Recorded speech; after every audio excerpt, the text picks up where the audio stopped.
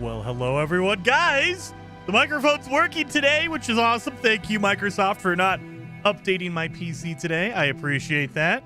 Hello, it is No Man's Sky Friday, and we're doing a Corvette challenge run. We should be continuing the Corvette challenge run we were doing last week. So if you missed it last week, the rules are down in the description. Essentially, we're doing an abandoned challenge to make a Corvette and get to the center of the galaxy. We're in an abandoned system, which means there's no other alien life forms that are intelligent. You know, there's animals, but that's it. And we're just trying to get a Corvette. And technically, we're trying to get a ship to get out of there. So we haven't even found a ship yet. So we need to do that. And Andy, thank you so much for the gifted membership. That went to Scuba Steve. Good, awesome. Steve, you got a membership from Andy. That's freaking amazing. 07. And Scar, good seeing you as well. Axel is gonna kill you. Oh, dude. Oh man, we've been doing a lot of Dune chat today. So I'm in like Dune mode. I gotta switch over to No Man's Sky. But man, Dune. Spawns with the when will it be Light No Fire Friday, dude? As soon as Hello Games decides to release Light No Fire, it will definitely start being Light No Fire Friday.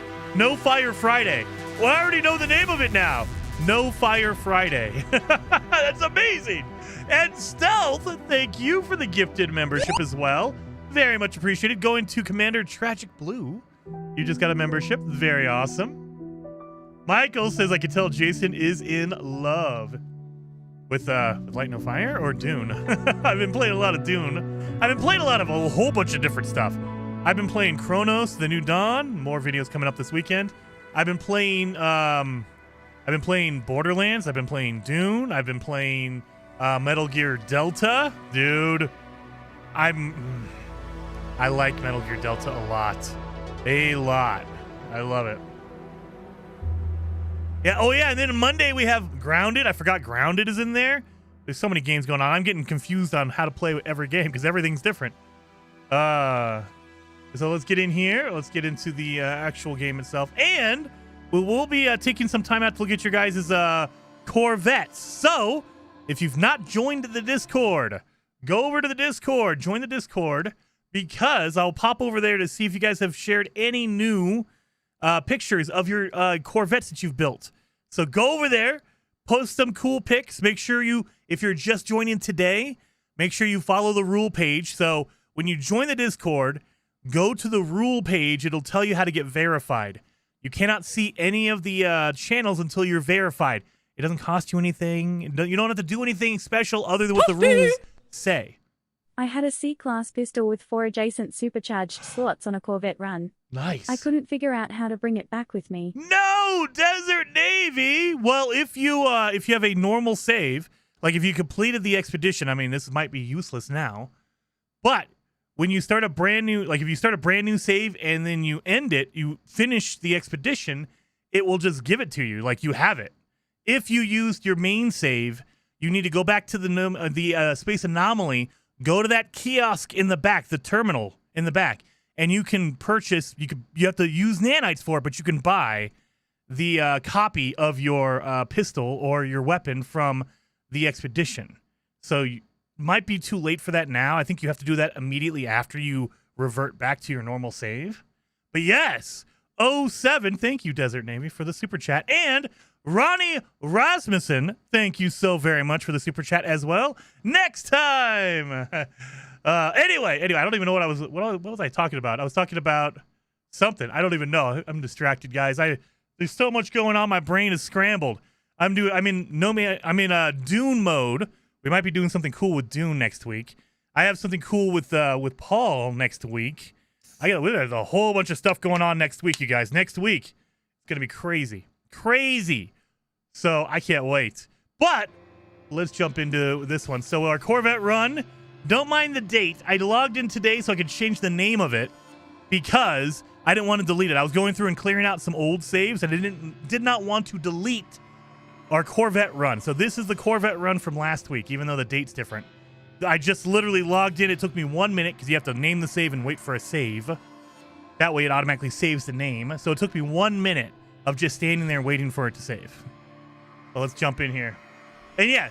Oh yeah, I was talking about the Discord. Discord, guys. If you're brand new, you're just joining the Discord today, make sure you go to the rule page. It'll tell you how to get verified. You don't have to purchase or buy anything. You don't have to become a member, anything like that. It's basically just a way to weed out some of the bots. It's not no guaranteed way. There's smart bots, but it helps out with the bot situation. So we don't have any bots come in and spam like scams and stuff like that. Yeah, cleaning out saves can be quite dangerous. I know, Austin. That's why I had to name it, so I didn't accidentally delete it. I didn't delete my main save. Were we going north? I believe we were going north, right? I mean, we're going to go north now because there's a building over here. Did I stop right before? Did I stop right before a crashed ship? It's an unknown building. Please don't tell me I stopped literally right before an unknown building that happens to be a ship. Oh my God. You know what? That would be a Jason thing to do. Play the entire game for 5 hours last week. Don't find a ship. And then when I stop 500 feet away from a crashed ship. Oh, thank God. Oh, thank God there's no ship here. I had a split second. I saw smoke and I was like, oh, God. Thankfully, no. There's no ship here. Thank you. Thank you so much. Oh, my God. My inventory is full. Why did I get a plated bone? My inventory is full of just junk. My goodness. Oh, I need to make some batteries. All right, let's make some batteries. We should have a cave over here. We have a cave right here, so let's do that. At least there's no ship. I know! Coffee chaos. That would have been the worst. I quit the game 500 feet from a freaking ship. that would have been a total Jason move, too, by the way. That definitely would have made sense. Like, oh, yeah, that's what I would do. I would quit right before I get to the end. Nice planet, Daniel. It's a pretty nice planet. It's purple. So purple poison planet. So it's a heather planet for sure. But yeah, it's purple. Look at it. Purple everywhere. I love it. So we got some cobalt. Oh, I don't have any room in my inventory. Let's get rid of that. We don't need you. Where did I get all these beans from? Was I picking up jaded peas? I don't even know. That's health. What is this one? Hazard protection. I'll take that. Just to get it out of my inventory. I have a exosuit expansion slot. Where the hell did I get that from? Man, I've got all this stuff I don't even know I had. All right. Well, let's get some cobalt going here. We need cobalt and ferrite dust to make some batteries. I'm not Austin's only slacker. We've got a whole bunch here. Oh, yes. Bio automatically kicked in. Yeah, maybe. Oh. I'd be considered royalty if I lived there. I'm in Katy, Texas. Nice. All right, Austin. Oh.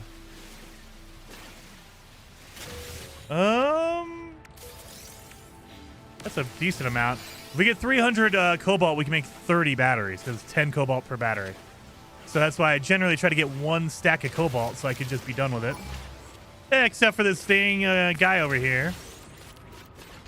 Why you gotta do this to me? There we go. Give me your upgrades. I need some good upgrades for my suit, buddy. No. Give me the barrel. I want the barrel. Give me a second here. I need his barrel. Where'd the barrel go? Thank you. I got a salvage glass out of there. Hopefully there is a upgrade in that. And... oh, we got a weapon upgrade. Well, that's great. I think I got some weapon upgrades and then I ran away last time. I deleted them because every upgrade you add to your suit increases the difficulty of the enemies. So your sentinels, your pirates, your outlaws, they will be stronger depending on how many upgrades you have. Now, they take an average, so they average it out to every 1 A-class upgrade. And so if you have an S-class, you're actually doing more damage. If you have a C-class, you're doing less. So... that's another reason why you don't want to put any C-class upgrades in your suit, because the Sentinels are stronger than C-class. So if you put 2 C-class upgrades in your suit, they think you have 2 upgrades, but they equate that to an A-class. So You're actually making the game more difficult the lower the class of upgrades you have. So yeah, that's another reason why you want to wait and buy the really good upgrades, whatever the highest one you can afford. Don't just grab a whole bunch of C-class upgrades. They're not going to help you. They will a little bit, depending on the technology. Like scanner upgrades, they don't matter. Your life support upgrades, okay. That won't matter. But if we're talking weapons, shields, that kind of stuff, that will matter, and it will make your game way more difficult.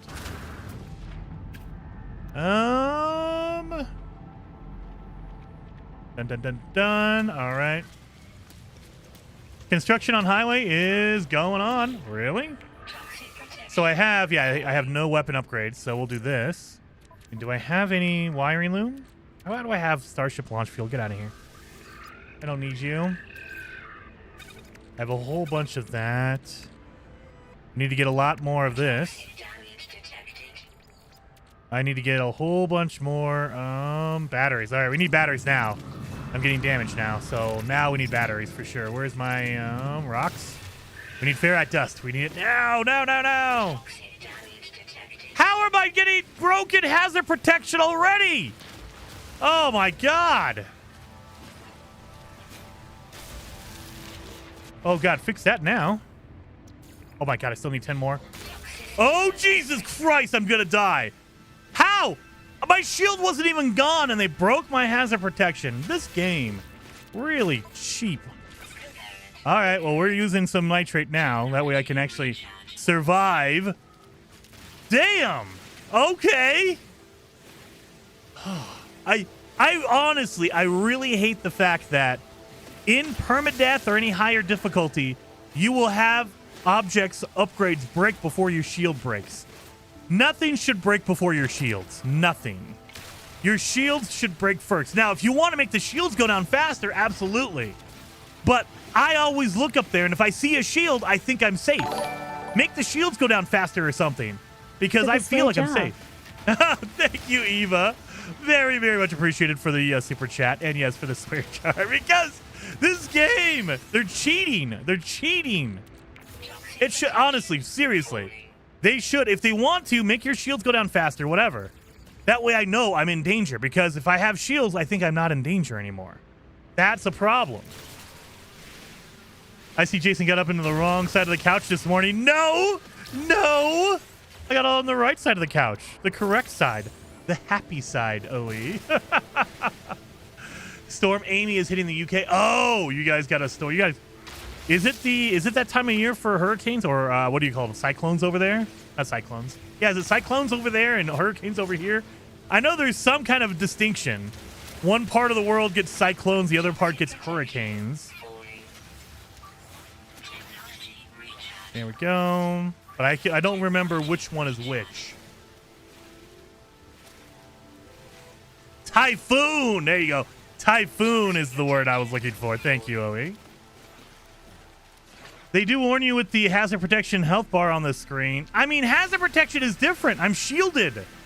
If you're taking damage, and the other thing is, it's not a guarantee that that's going to break. It could have broken one of these upgrades. So it should be a shield thing. If you're covered by a shield, you should take no damage to any internal things. These are within the shield. Now, once the shield is gone, all bets are off. Okay, great. But if you have a shield, it should tell you, hey, look, you have a shield, you're good. As long as you have your shield, you're fine. And if you want to make the shield disappear faster, sure. But, as long as I think I have a shield, I think I'm safe.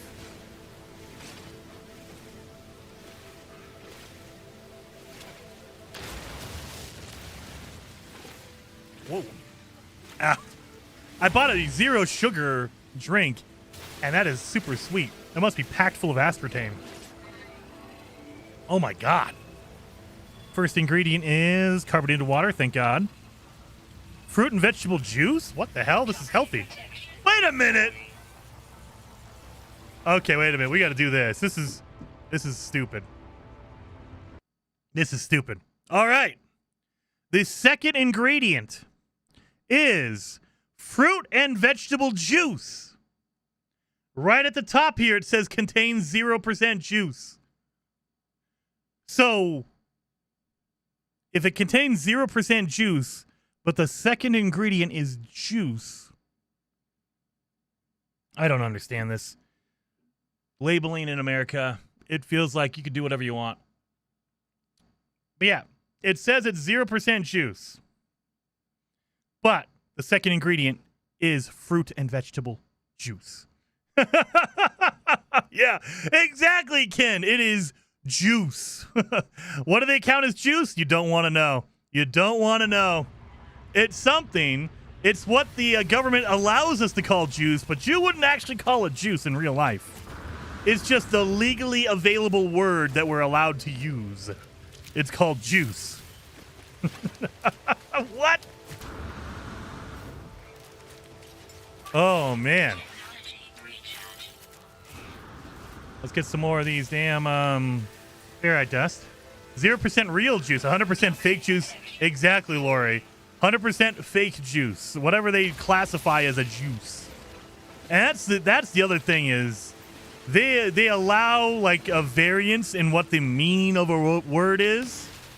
I know that like notoriously, I guess, if you buy eggs, like chicken eggs in the United States, they have things called free range, meaning you think, oh, those chickens are just walking around free. Nope. If the chicken can take, I think it's more than 5 steps, it's called free range. So all they do is instead of making a cage this big, they make it this big. That way the chicken can take 5 steps back and forth. And it's free range, guys. It's like, that's not really what that means, but I guess legally is what we're going to go with. Okay, great. And so it's like, well, the word has no meaning anymore. If you're going to legalese it, if you're going to, bend the rules or go, technically, it's like, no. There's no technically about this. Come on.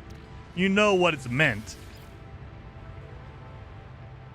You call that food. We in Europe call it poison. I call it enjoyment while I'm alive. You get down to it, alcohol's a poison, but I like alcohol. Not good for you at all, but damn, it's good. You have to get ethical chicken eggs, dude. No, all you have to do is go to find a local farm and become friends with your local farmer. That's probably the only way, really. If you want to actually go down that road, you have to go find a local farmer guy.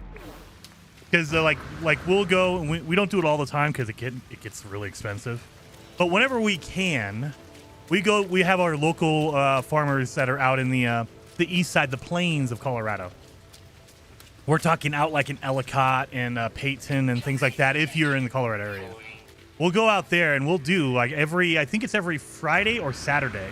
They do a farmer's market where you can go buy eggs and vegetables from local farmers. These noodles, I steals Pong's alias. Wow, Kate, good seeing you. And Kate, being a member for 44 months, that is freaking amazing. Thank you so much. It's almost 4 years. Freaking phenomenal. Thank you so very much. But yeah, whenever we can, like again, it gets expensive because these guys, they're farming what they can. So it does get a bit expensive, but it's really good food. So we go out whenever we can. Once in a while, we'll go get like eggs and meat and like vegetables and stuff, whatever they got. We'll go and we'll do our shopping over there, which is really cool. Andy says, what came first, the chicken or the egg? Well, the chicken can smoke. Well, only a chicken can smoke. What? Gross. Gross.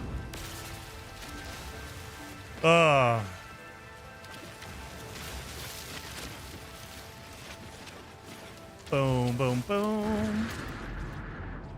Oh, yeah, we are looking for a ship, right? We're looking for a crashed ship that's probably right there. Please be a crashed ship so I can start making my Corvette. Please. We'll use that dioxide. And we'll use one of those. Your crashed ship, come on. At work again still? I can't tell anymore. Dude, Dr. Pong, that's when you know you need a vacation. When you're going back and forth and you don't know what day of the week it is. Like there was times where I showed up for work because that's what I did for like 14 days straight. And they were like, Jason, you know it's Sunday, right? Oh, yeah, I don't come in today. Sorry. I'm just so used to coming in constantly.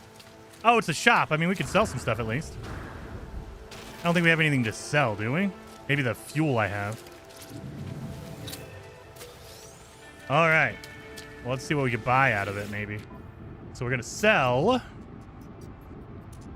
We can sell the bone. We don't need the bone. We can sell the, yep. Oh, we'll sell those for sure. And that's it. All right. So now we can buy nothing. We can buy some chromatic metal. Sure. We can buy an exosuit upgrade chart. We don't need pugnium. We don't need platinum. We don't need any of this stuff. Let's sell. Did I sell my, or did I get rid of my starship fuel? Yeah, we got rid of it.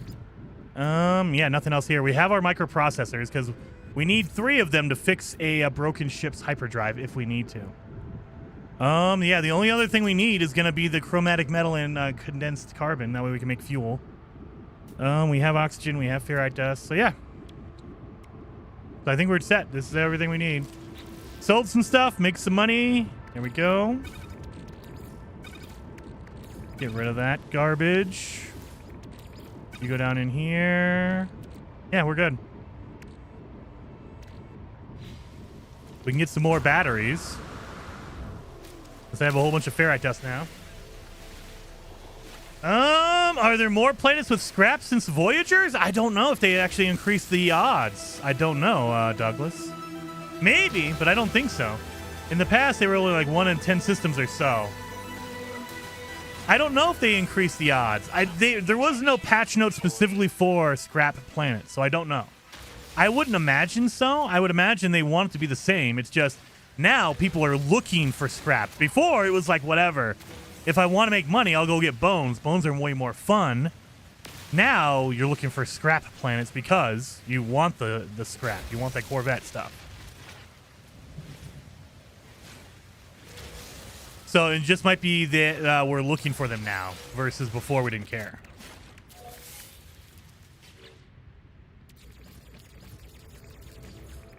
There we go. Almost 30. Never tell me the odds exactly, Austin. I will find them all. What up, Jason in chat? Well, hello, base bro. Mattmon says Voyager did increase the odds of salvageable scrap. I'm not sure if they said it in the patch notes, but they did say it in a really big blog post. So that is the question, Mattmon. Did they increase the number of scrap nodes per planet? Or did they increase the number of planets that have scrap? That's a big difference because it might be that a planet that already had scrap on it now has double the amount. And so you still need to find that planet with scrap on it. Or they could have increased the number of planets that had scrap to begin with. That's another. So there's 2 different ways to look at it. I don't know which one they changed. And there are quite a few of you in the chat. You guys want to help out the channel? Hit that like button for me. It really does help out the channel a ton when you do that. Hitting that like button lets YouTube know that this is a semi-decent stream, so it will show it to more people. The more interaction, they call it interaction. The more likes, the more comments a video has, the more likely they are to share it among people. So, or to at least show it to people. It's always up to you to whether to click on a video or not. Really? Just give me 1. There we go. Oh, of course, you give me 2. Oh, well. Get rid of that. All right, let's keep going north. Hey, Heather Cloud, calm down. There is another building over there. I don't see any other buildings, so let's go this way, I guess. We'll eventually run into a ship. And then real videos. Thank you. Hey Jason, hope you're well. I made 640 subs. Woo. Nice. Very awesome, dude. You are well on your way. Freaking awesome. Real video. Very, very awesome, dude. And thank you for the super chat, by the way. I refuse to touch the button until it touches me back. What? I believe they haven't implemented that service yet on YouTube. They're probably on the way to do it, but they haven't done it yet. Oh, Lord. Oh, I don't know if you guys saw this. I guess. Oh, look at this, an observatory. I guess the rumor today, now that Microsoft is like totally screwed up everything with Game Pass and, you know, increasing the price of their consoles because they don't want anyone to buy their stuff anymore, I guess. But I guess the rumor now is that they're going to introduce a new tier of Game Pass that is a ad-supported tier, meaning it's free, but in order to use anything, you have to watch ads before you can use it. And it's going to be a streaming game-focused tier, meaning you can only stream games. You can't buy games or anything like that. So, yeah, the future is now, and holy crap, it sucks. Am I not going to get this guy? Kill the flora. There you go. Thank you. So, yeah, that's in the future. I'm sure that is the introduction. If I put on my my evil corporation hat, what they're gonna do is they're gonna introduce ads at first for a free level, a free tier, and then they're gonna start putting ads in all the different tiers. And if you want no ads, you have to pay extra. So not only do you have to pay $30 for Game Pass Ultimate, you have to pay an extra $5 if you want the ad-free version. So it'll be $35 or $40 or whatever they decide. It'll be an extra tacked on. Hey, look, if you want the ad-free version tier, you have to pay $5 extra or whatever it is.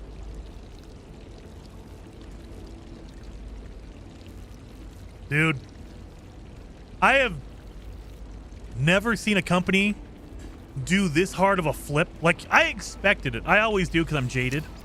I expected Microsoft to be evil corporation. They always are. I didn't expect it to be that fast.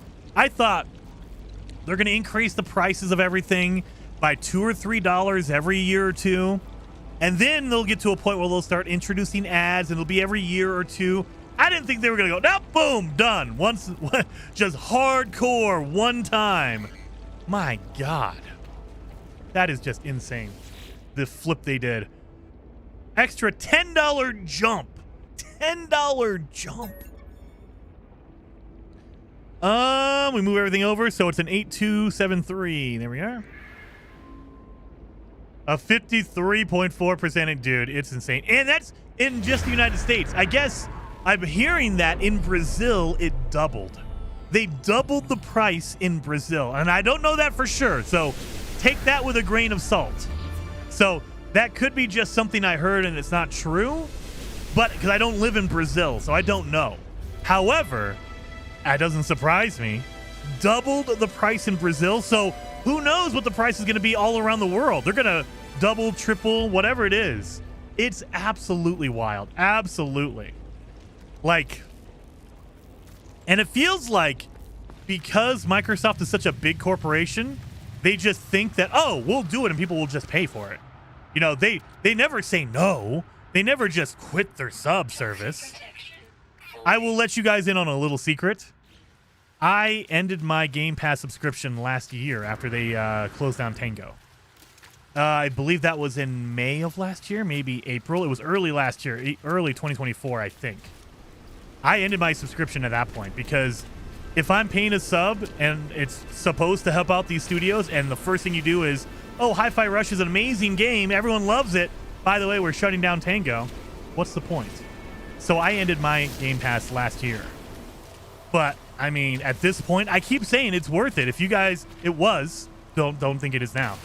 If you guys, you know, wanted something to just get games, because if you were buying 2 or 3 games a year, you might as well get Game Pass because it would pay for itself, right? Not anymore. Not anymore. You have to buy 5 or 6 games, depending on the price of those games. And even then, they're going to milk you for whatever they can get out of you. They're going to throw in ads. They're going to do all this stuff. And if you live in another country, it might be double the price now. Nope, not worth it. Not even a little bit. Not even a little bit. Get out and... I would say buy used, but they don't even sell games. A lot of games are not hard copies anymore. It's just digital, so you can't buy a used digital game. Ugh. That was the big thing. When I was younger, it was always go to GameStop and get a used game, because they'll rip you off if you try to sell it and try to trade your game in. But you can always get a really cheap used game there, so that's what I would do. I would build up my library with cheap used games. But now, everything's digital. They don't want you to buy a disc because we can't control it if you buy a disc. Steam Deck? I mean, if you want a Steam Deck, absolutely. Valve, I would say, if you're able to, and I know not everyone can, if you're able to, a better investment at this point is just going into PC, honestly. And a lot of people think that you have to buy like a $10,000 PC. You do not. Absolutely do not buy a $10,000 or a $5,000 PC for gaming. No, don't do that. If you're making videos and you're streaming, okay, you're making an income on it.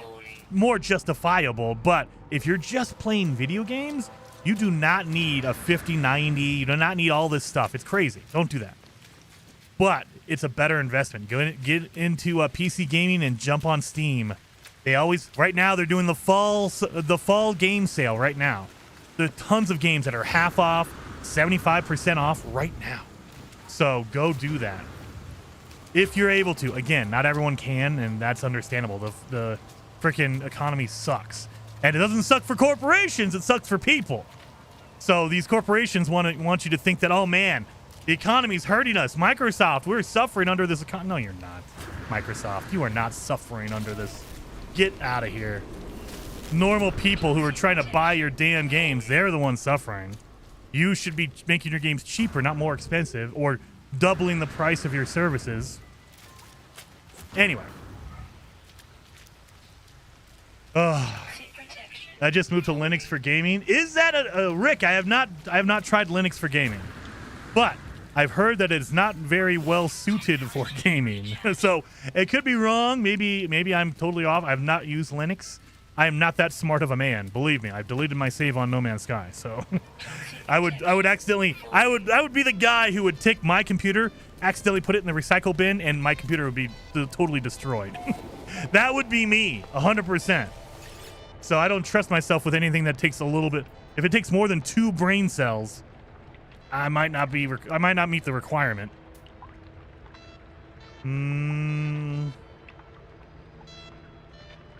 I mean, we can buy jellies.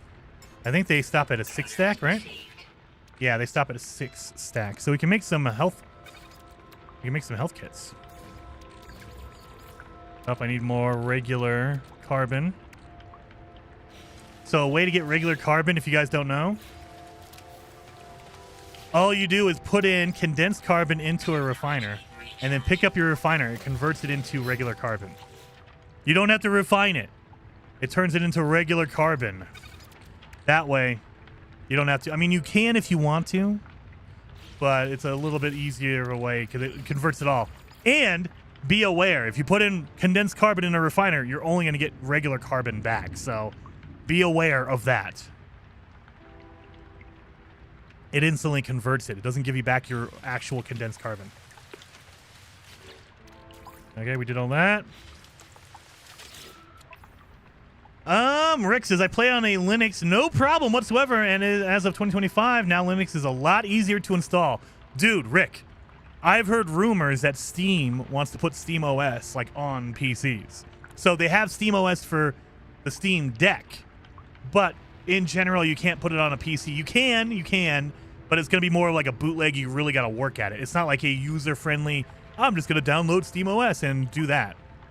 So once they do Steam OS, and it's like a big compatible, like, actual OS that I can use, like OBS, I can stream and everything off of it, might be doing Steam OS. Anyway. I was about to buy a new PC because mine claimed not to be able to run Windows 11 because it didn't have TPM2, which is required for Black Ops 7. I tweaked the BIOS settings. TPM was turned off, and I upgraded, and the BIOS firmware, now it runs Windows 11 and Black Ops. There you go.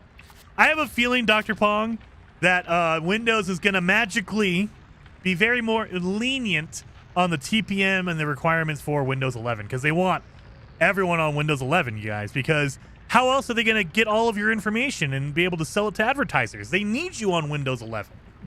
So they will make some concessions, and they will be more lenient because they want more and more people.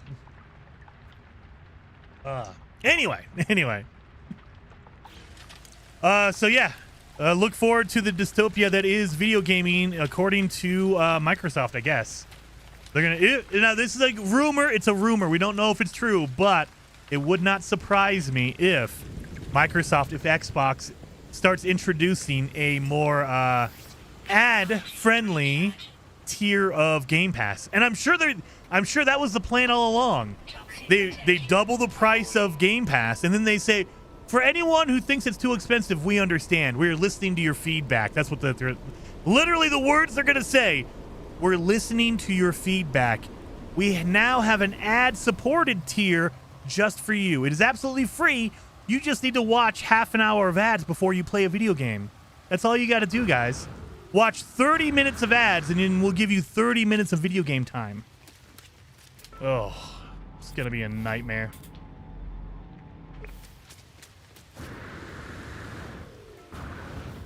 What game? I think it was Mirror's Edge 2. If you guys have not played Mirror's Edge 2, it's a good game.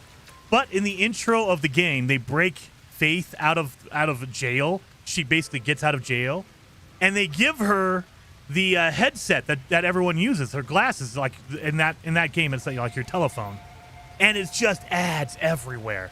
No matter where she looks, there's ads all over the place. They have speakers built in, and they're telling you how great all these supplements are.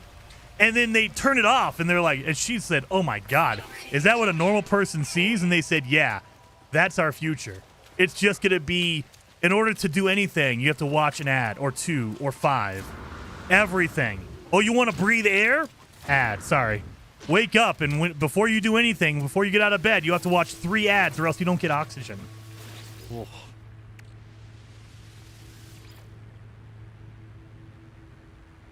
Why can't you buy a ship from that station? Wolves Den! We are in abandoned mode, which means there's no aliens that are going to land. No aliens will land for me. So that's why. I can't buy a ship because no ships will land there. Now, I can make some money. Like, I am trying to make some money because I want to buy some Corvette parts. But that money is not going to be used for buying a ship to get off the planet. Because there's no aliens to buy them from. So no one will land. I won't be able to get anything from them. And speaking of that, we should probably, while we have a market here, we should probably sell some stuff and make some money, right? So let's do that. Let's make some money before we get out of here. My move was about Windows 11 at the end of the Windows 10 support. Yeah, a lot of people are saying, nah, I don't want Windows 11. I don't want to do recall and all that kind of stuff. So I'm going to move over to Linux. And that is probably the smarter move, but it does take a lot more physical work up front. You have to actually be knowledgeable to some extent. Windows, the best advantage of Windows is just push button and it works. With Linux, even the small stuff, and we take it for granted because we are more technological savvy. We can do things like I did a lot of my PC, but most people, they don't want to or they don't care to do that. They just want to push button and go. And it's the same thing for console gaming. A big reason why people say they do console gaming is they don't want to update drivers. They don't want to do any of that stuff. They just want to put a disc in or turn on their PlayStation or Xbox and play a game. They don't want to have to worry about settings. They don't want to have to worry about, well, I need to turn off shader cache and blah, blah. They don't want to do any of that crap. They just want to turn the game on and go. And so I think that is probably going to be, it's always going to be the barrier, is how people want to interact with it. Let's sell our thing. Where's our thing? There it is. Cool. So up to what, 1 million? Yeah, 1 million. We have 1 million. Boom, boom, boom. That's good. That's good. Put that down here. All right, we're good. Let's go. And we're gonna keep going north. We really don't need ads. Oh, Saku, if you're Microsoft or any other big corporation, you want the ads, because not only can you collect everyone's information if you're using Windows, they're collecting what you're looking for, what you're using, your location, anything about you that they can sell, they're collecting that.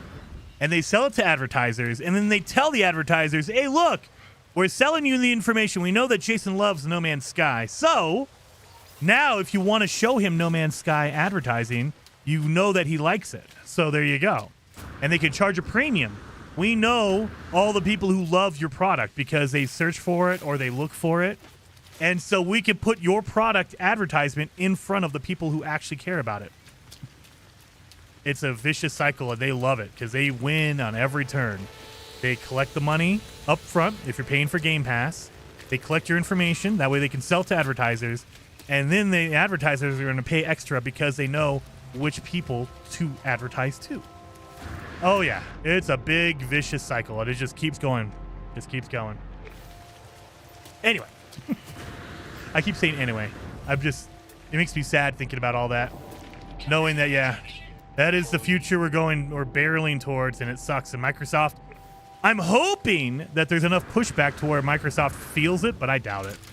Microsoft is a $1 trillion company everyone's been crapping on Microsoft for, what, a decade? And they still are doing all the stupid stuff? If they haven't turned now, they're never going to turn it around. Never. They've had a decade plus of people crapping all over them, and they keep doing it. That, to me, says they don't care. They don't care. So the only way to actually win that fight is just not to participate. Sorry, Microsoft. Sorry, Xbox. Sorry, Phil Spencer. I'm good. I'm done on Xbox Game Pass. I'm done on all that. I'm good. You guys want to be crazy? Go be crazy on your own. Thoughts on EA being bought by private firms? Kevin, thank you for the super chat. Very, very much appreciated. And I think that could be bad. So I'm a Debbie Downer today. Now, I want it to be good. I think it can be good. However, to me, the larger aspect of that is not that they're being bought by private firms and whoever the private firms are. I don't care about any of that. What matters to me is that the private firms that bought EA, they took out a loan to do it. That's the problem. So when Xbox bought Activision, they bought them for $69 billion, and Xbox just basically went to Daddy Microsoft and said, hey, Microsoft, we need to borrow some money to buy this company. And Daddy Microsoft said, okay, here you go. Here's some chunk change right there. Microsoft, they didn't have to take out a loan or anything. They just bought Activision. They didn't have to take out a loan. Whereas the firms that bought EA, they did. They took out loans. And when you take out loans, it's not free money. There's going to be some kind of a payment processing plan thing. So if you think of it like a mortgage, you don't have to pay back a mortgage on your house right away. You buy a house for $500,000, you have to pay that over time, over 30 years or whatever. It's a fixed rate. It's probably, and I don't know the details because I don't think they're public about it. We don't know what the payment or whatever they're doing, the process is. But there's something there. It's not like they just reached into their bank account and bought EA. There's going to be some kind of a payment. And with that payment, that puts pressure on them. They need to start making more and more money. Now, EA is already profitable. They were already making money. Not from Dragon Age or anything like that. But they were making money off, they have FIFA, they have Madden. They make money off of all those microtransactions, so they're profitable. Now, that's where I don't know if it's going to be... We don't know what the deal is for the 20, I think it's 20 billion they said. They took out loans. $20 billion in loans to buy EA. We don't know what the payment is or what the process is for that. It could be the banks are like, yeah, cool, pay us whenever you can. I doubt it. But it could be. It could be that they have a really generous loan and they don't have to pay very high or whatever. There's a low interest, whatever it is. They could have gotten an amazing deal on a loan. Who knows? They know, but we don't know. It's a private thing. However, depending on how bad or how interested they are in making money back, we might see EA go even harder on microtransactions. We don't know. I'm hoping it's not a big deal and they're like, yeah, we're already profitable. We can actually relax now because we make more than enough money already. We already make tons of money off of FIFA and Madden, so we don't need to do anything else. That's the ideal situation. They're already making more than enough money. They don't need to do it anymore. The worst case scenario is they have a high like payment and they're like, look, we need to make a lot of money right now because you make a lot, but we need a lot more. That the interest rate or the payments for this loan are outrageous and we need to make sure you're making money. That's what I'm afraid of. And if that's the case, we're going to see a lot more microtransactions and everything. If you want to pay a microtransaction to reload your gun in Battlefield, sorry, in your loadout, you only have one mag in your loadout. If you want extra mags, you got to pay for microtransactions. You have to pay for those mags. Oh, God. That would be a nightmare scenario, and I hope that's not true. So that's what I'm nervous about is whatever they owe. I don't know what it is. No one knows.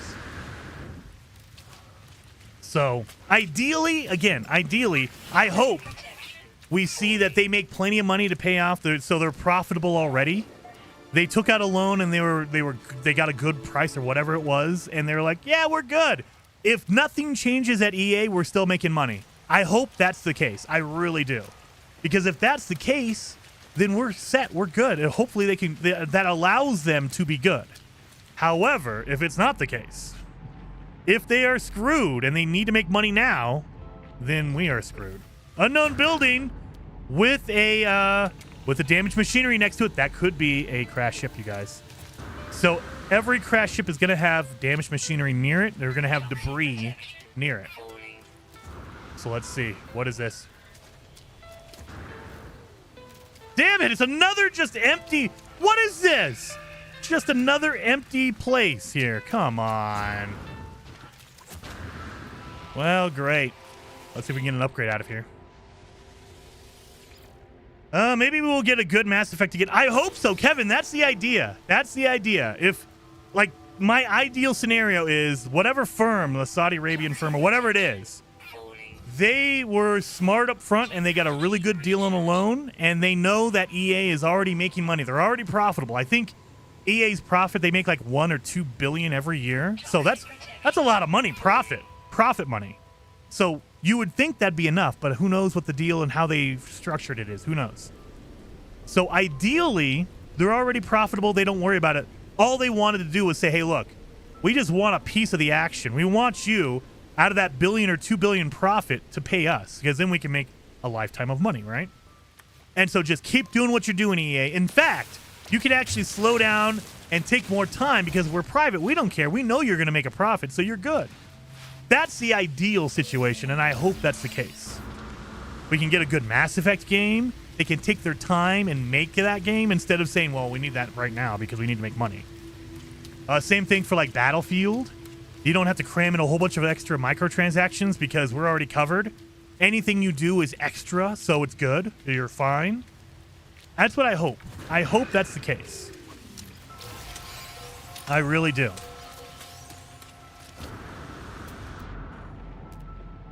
So, but yeah, it's never a guarantee.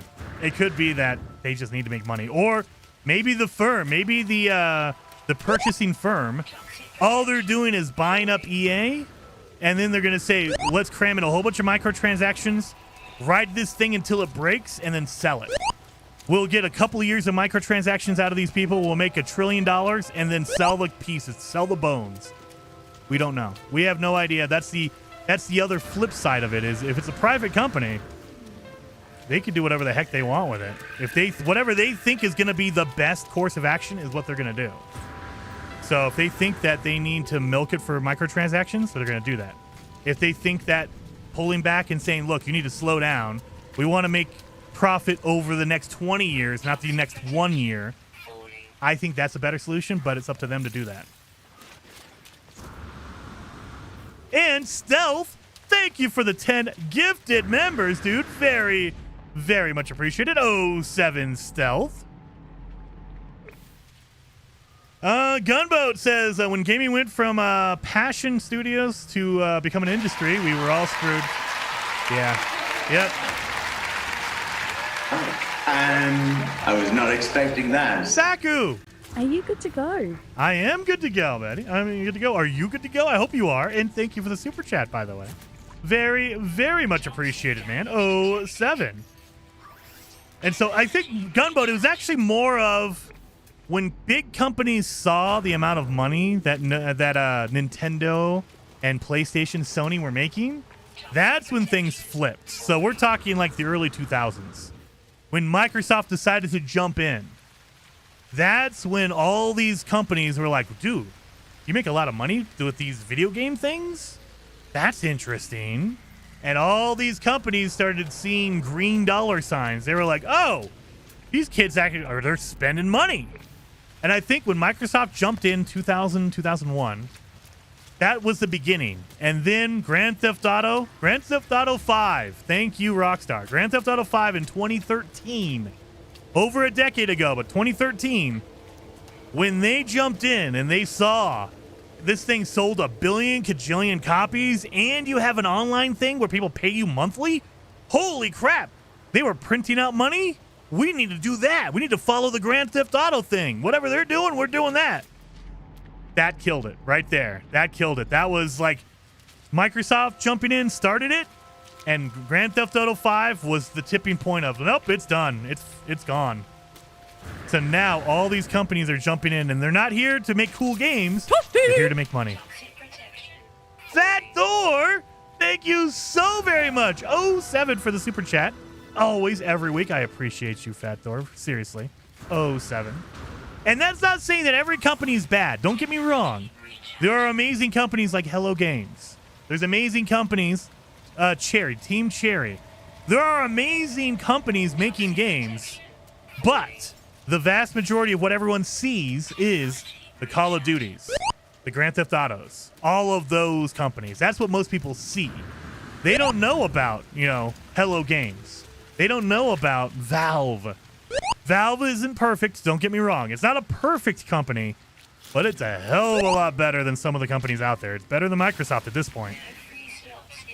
Oh, what the heck? Am I full already? How am I full? Oh, yeah, I'm picking up crap. Okay. Thank you. You're breathtaking. And Michael! You're all breathtaking. Thank you. That's a very specific amount. I'm 2 patches down and already have a screwed up timeline. Oh, something about Steam identification policy. Bosh, I have no fear. I'm going in, Johnny. Steam identification policy. I don't know about. Oh, I mean, if you're over in the UK. So, as far as I know, Michael. Now, I am not knowledgeable in the European Online Safety Act, the Child Online Safety Act, I think is what it's called. However, from my limited knowledge, and I could be wrong about this, Steam is required to provide some kind of a identification for the users. And so the way that Steam did it was very smart, at least I think so, and a lot of people do. So the way Steam did it was they said, oh, okay, you need to be over the age of 18 to have a credit card, so all we do is require a credit card. So we're not collecting your ID, as far as I know, and I could be wrong about that. Steam is not collecting your ID. What they are collecting is credit card. They say, hey, look, if you have a credit card on your Steam profile, that means you're over 18, you're good to go. That's generally how they do it. They don't want your ID, but they're required to by European law to do it. So, but again, I could be wrong. I'm not well versed in that. I'm an American. I just deal with American stuff. And to be honest, being very blunt about it, you should not be listening to video game guys on this kind of stuff. Some of them are very knowledgeable.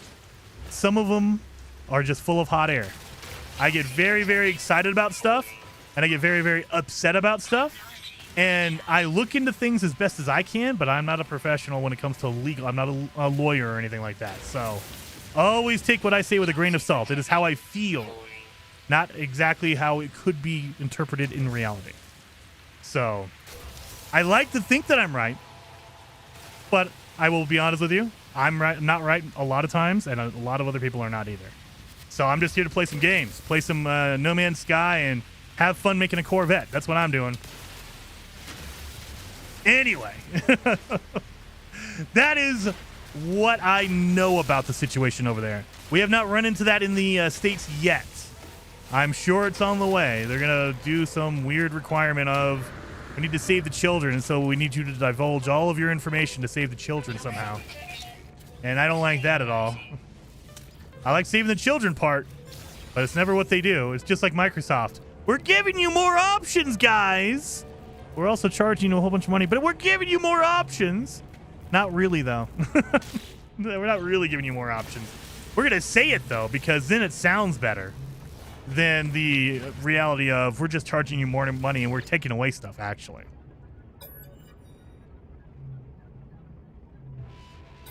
But yes, thank you, Michael. Very, very much appreciated. Why am I not over here hitting those hearts on here, you guys? Thank you so very much. 07 to everyone donating through super chats, through memberships. You guys are all seriously appreciated. Very, very much appreciated. Gas. Always gas, right? Oh, look at that. Gas worked. I got a hazmat gauntlet out of that. You know why? Because I know that Heather's around somewhere. That's how I got that. I need a whole bunch of sodium nitrate to make my hazmat gauntlet. So I can make a hazmat gauntlet if I need to get a little bit of sodium nitrate. All right. Well, let's make some sodium nitrate, you guys. And slap down a refiner, put in my sodium. I don't think I have any sodium, do I? Oh, I do. Oh, I got a lot of sodium. All right. Well, let's do that then. Let's actually add more fuel in here. There we go. There we go. This is some sodium nitrate going. Sodium nitrate in general is good to have anyway. It's a condensed version of sodium. Well, let's get in here and hide, and I'll do some more chats. Did I kill the thing? I did kill the thing. Okay, good. Oh my, what have I missed or walked into? Vexing Cat. Dude, there's just so much news going on with Microsoft this week. If you would have talked to me 6 months ago, I would have told you, man, if you can't, get an Xbox, get Game Pass, and you're set. They have so many cool games. It's worth it. It was only 15, 20 bucks at the time, and it was well worth it. Now, you're paying more for a console that is 5 years old, more for a console, and you're paying more for Game Pass and getting less. And now it sounds like, we don't know if it's true or not, this is the rumor, now that they've increased the price of Game Pass, they're going to add in a free tier of Game Pass, but you only have to watch ads now. So before you do anything, watch like a half hour of ads, or I'm sure it's not going to be a half hour. I'm sure there's going to be like 2 to 5 minutes of ads, and then you can play a game for however long they deem is appropriate for you. Heather is lurky, but still detectable due to odor. Exactly, Tennis. Always there. Rick Tech says, that video was funny as hell. After reading your request, we upgraded the services. I know. And to me, that screams, they weren't doing that video for us. They were sending that video to shareholders at Microsoft. We heard your cries of more profits for the company, so we're increasing the prices of Game Pass, and we're taking away features. All those people who were trying to be all smart and earn their Microsoft points and then using those points to get Game Pass, screw you. We're not doing that anymore. What do you think this is? So ridiculous. So ridiculous. We can't have you getting free Game Pass. I mean, come on. That would just be outrageous. Unless we do ads for it. then it's fine. We have to make sure there's ads in it, though. That is a monolith. Ooh, we have a monolith over there. What is this over here? Let's keep going. We need to get that stuff. Speaking of that. There we go. We can get that out of the way here. Oh, yeah, we can do our gauntlets. So now we can pick up poisonous stuff if we wanted to. If we go into a cave, we can pick up the poison sac. So if we find any fungus, we can grab that. Nope, not a ship. We know we have a monolith over here, though. We can go get that monolith. Maybe they'll give us a cool multi-tool. That'd be great, right? Give me a cool multi-tool. An S-class, please. Finish the gauntlet. I did. I got it. I'm surprised no beeping yet. I know I need to. I need to just... I got my beeping out of the way earlier in the week, man, dude. Just... I think that, and especially... I think the thing that burns me up the most is not the fact that Microsoft is being Microsoft. Microsoft is always going to screw everything up. It's the fact that they grabbed a whole bunch of the studios that I appreciate and I like. Bethesda. Now it's like, what are they going to do with the Bethesda game? The next Elder Scrolls game, am I going to have to watch an ad before I play it every game now? What are they going to do to Bethesda games? What are they going to do to all these Obsidian games? What are they going to do to all these games? Because they own them now. You know, the next Wolfenstein game, you're going to have to watch ads before the game starts. And then anytime, like every hour, you're going to have to stop and watch some ads because, you know, we need to make more money off of you. Or they're going to make you pay $1,000 for a game because, you know, if we make the game prices outrageous, you'll have to get Game Pass or else, because no one can afford our games. I think that's ultimately the goal. I think that is ultimately the goal. They want to make game prices so unaffordable that you have to get Game Pass. And so it's either pay for a game that's $100 or spend $30 a month on Game Pass. Either way, it's screwed. Like, it's outrageous. And I would say, who cares? I don't play most of the Microsoft games. Except I like Bethesda games. I do. I like Bethesda games. For as bad as everyone, you know, as much crap as everyone gave Starfield, I think Starfield was a good game. And I'll stand by that. It's a good game. Not the greatest. Not the best that Bethesda's ever made, but it's a good game. But yeah. Would I watch ads to play a Starfield? I might consider it for Oblivion, and even saying that makes me feel disgusted because Oblivion is a great game, and I don't want to have to watch ads to play a game. Anyway. Stop giving them ideas, Jason. I know. It's terrible. I mean, it's not that I'm giving them ideas, Dragon. It's not that I'm giving them ideas. It's that they're not brave enough yet to pull the trigger on it yet. But, I mean, I'm sure it's in the works. They're just trying to figure out what is the best way to screw you. So, they're raising... I can feel it in my corporate bones. They raised the price of Game Pass knowing people were going to be pissed off about it. And now they're going to introduce, here you go, here's the ad-supported Game Pass tier, just for you. Kevin. If you want to get into the mood of LNF, look for the cartoon Redwall. Or read the books. Oh. Medieval Anthropomorphic Animals. Really has me more excited. Oh, Kevin, you're going to get me pumped up for Light No Fire. I mean, we're getting ready because usually we do Bela's Rest at the end of the year, which is Valheim. I am looking forward to it because that is my, taste of Light No Fire. We don't know what Light No Fire is going to be exactly. We just know it's going to be more medieval, more fantasy-like versus, No Man's Sky, which is space and futuristic. And so I like playing Valheim to kind of get in that mood of Light No Fire.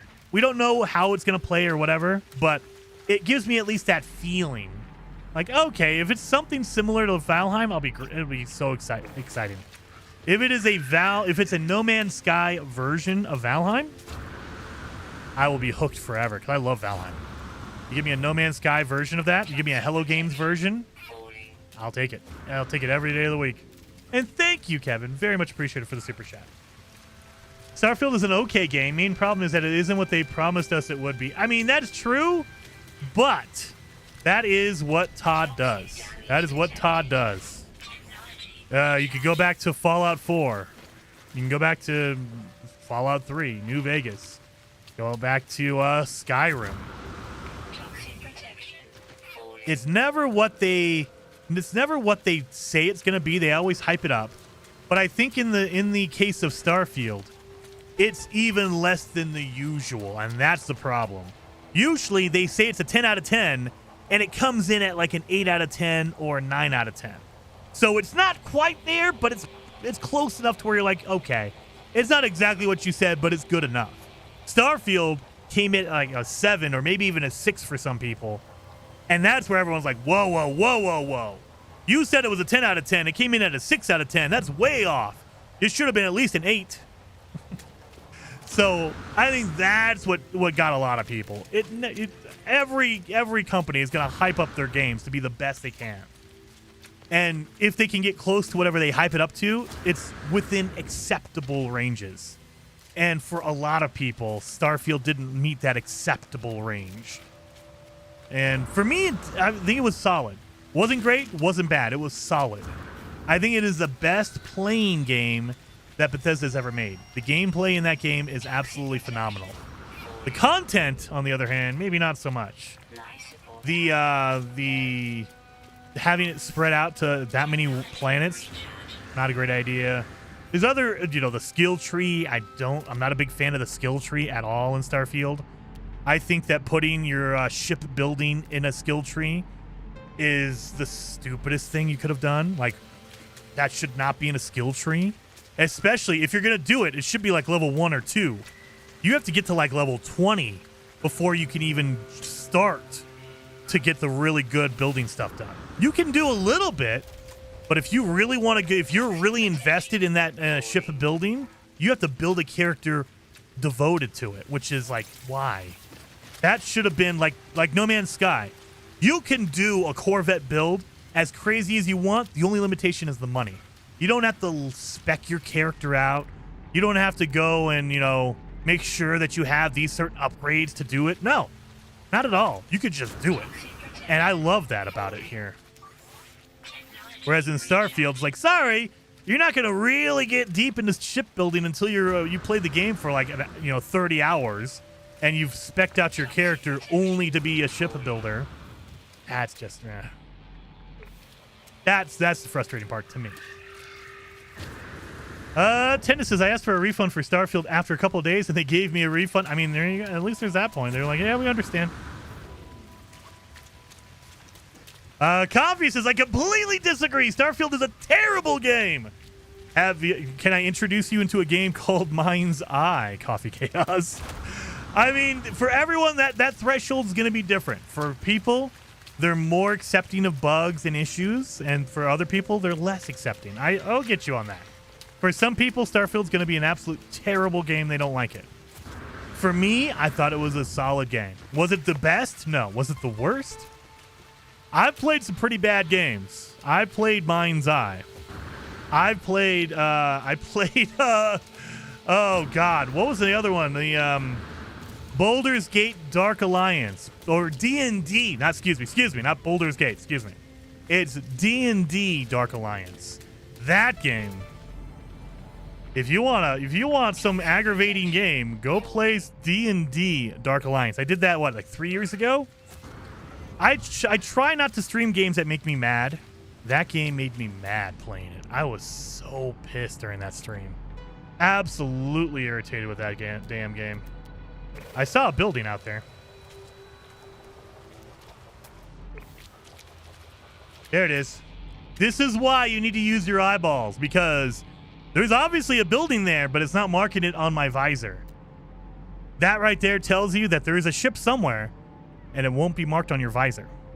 So you could walk right by it and you wouldn't even know it unless you're looking. That's another reason to keep your eyes peeled. Skull and Bones, that's another one, yes. So depending on your tolerance, again, some people I'm sure played the crap out of Skull and Bones and loved it. I wasn't one of them, but that's okay. I will say it's not a very good game, and other people might say it's a great game. So that another thing that I generally try to do is I'll play a new game and give you my opinion on it, and depending on whether you agree with me or not, I love Kingdom Come Deliverance 2. I hate the combat in it. But if you're someone who really, really loves combat in that direction, it's a great game. However, there's people who are going to like it and people who are not going to like it. So I try to give my own opinion on what I like and don't like about the game. And you can kind of use that as a reference. Like, okay, Jason liked this game and I liked that game, and he liked the certain aspects that I'm into. So we kind of gel together. Or Jason loves that game and that game is terrible. He loves Starfield and that game is trash. So I know if he likes something, I probably might not like it just because I don't gel with him on that thing. Okay. That's expected. We're all going to be a little bit different. That is a resource of manufacturing facility over there. Damn. Well, we know we don't need to go over there. Callisto Protocol. There you go. Yes. Callisto Protocol made me angry. I played that game from start to finish. I played that as a series. I didn't stream that. I played that as a series because I was hyped for Callisto Protocol. I thought that was going to be the next Dead Space. I thought it was going to be amazing. Is it a terrible game? No. I think Mind's Eye is worse. Is it a good game? Now, if you're going to go and play one of those games, play the Dead Space remake. Go back and play the original Dead Space. It's much better than Callisto Protocol. Callisto Protocol is a very, very bad knockoff of Dead Space. Is it absolutely terrible and busted? No. I'm sure somebody's going to go through it and think it's totally fine. But I don't think I saw anybody who said it's the best game of the year. No, not Callisto Protocol. I mean, there's going to be somebody out there who says, yeah, it was decent, it was fine, it was good, it wasn't terrible. I did not enjoy it at all. It was not good. I don't need that. I can make one of these. There we go. We got 2 spots now. Anything else I can get rid of? Not really. I mean, I can get rid of the ammo. We're not using any weapons or anything like that, but yeah, we're fine. We're okay. So now I just need to find a dang ship. I have all this stuff ready for a ship. I just can't find it. Besides that one speck of EVE Online, it's still a good game. I have not tried EVE Online. There's some games I'm afraid to jump into. Not because they're good or bad, but because I might lose myself in them. So, ESO is one of those games. Every part of that game looks amazing to me. But I probably will not play that game simply because if I play ESO, Elder Scrolls Online, that will be the end of my free time, the end of my channel, because it'll become a ESO channel. So, all I will want to do is play ESO. And so I'm like, can't do it. Cannot do it. Maybe one of these days, but I don't see good things happening if I jump into that game, because I will not be able to play any other game. I will be obsessed. Boom, boom, boom, and I don't think it would be good on the channel. Opinion on RimWorld. I have not played it, Dwight. I have not played RimWorld. I've seen some stuff on it. It looks really interesting, but I've not played RimWorld. So the closest I've gotten to it was I played a lot of Terraria, and I know they're not exactly one-to-one. I know that RimWorld's a bit different, a lot different, but that's the closest I can think of a game that I've played that has that same, like, in that stratosphere. It's within the stratosphere of RimWorld. That's the closest I think I've ever gotten to anything like that. I played Terraria. But I've not played RimWorld. I've not played any of that stuff. Kinji, or was it not Kinji? It starts with a K. I've not played that one either. It was very similar to RimWorld, and I can't remember the name of it right now. It starts with a K. OE says, Jason, have you ever played No Man's Sky? I've dabbled in No Man's Sky for a few hours here or there. I think it's a pretty solid game, OE, if I had to give my opinion on No Man's Sky. I think I'm about to cross over 2,500 hours on Steam. 2,500 hours in No Man's Sky on Steam, which is a lot. A lot. And I think if you wanted to count all my time, I've played another 500 or 600 hours on Xbox. I've played probably 100 hours on PlayStation, maybe 20 hours on Nintendo Switch. So I probably have easily over 3,000 hours in No Man's Sky. I like the game a lot. I think it's safe to say I like the game. It's a pretty good game. Pretty solid. Shalamancer says, Jason is Hello Games lead debugger. Dude, I wish. Because I would get that damn the difficulty menu fixed. They still, I have a feeling, and it's good and bad. They test the game. I really feel like it. I don't know for sure. This is me speculating, but I would say that it feels like they test the game on normal default settings, and that's it. If you adjust any of the settings in the difficulty menu, if you adjust any of these settings in here, if you change any of these, the game breaks to a certain extent. So, depending on, like, if you change the crafting to free, it kind of breaks it. If you change any of the purchases, it breaks it. Expensive, making things double, triple the price. You know, so inventory stack limits. This breaks the game because the refiners will stack to 150. However, there are tons of items that give you more than 150 materials when you refine them. And so it breaks it. It's like, well, why? They should have adjusted that, but they don't. So they don't go through and test all these settings. And I mean, I don't blame them. On the flip side of that coin, I don't blame them because there are so many permutations of what happens if I just change one setting to challenging and everything else to easy. RimWorld is RimWorld, a top-down orthographic game. Terraria is a side-scroller. There you go. Yeah, I know, Vexing Cat, I know. That's why I said I was within the stratosphere. That's the closest I could think of a game that's similar. I wouldn't compare it to Call of Duty. That's what I mean, is that's the closest game I got to it. So, like, if you do Call of Duty over here, RimWorld over there, you know, Terraria is not here, but it's not quite RimWorld. It's kind of over here. It's not quite there. It's closer than Call of Duty is. Anyway, but yeah, so they don't test it out, and I don't blame them because there's a million different options that you can change and modify, and that would take forever to figure out. Like, what if we change this one to easy and this one to hard, or vice versa? What happens? And they have to test it. I think I will dual boot Linux and start testing gameplay on it. Do it, Leonard! Do it! And thank you for the super chat, as well as Vexing Cat 07 to both of you for the super chats. Very, very much appreciated on that. That's a manufacturing facility.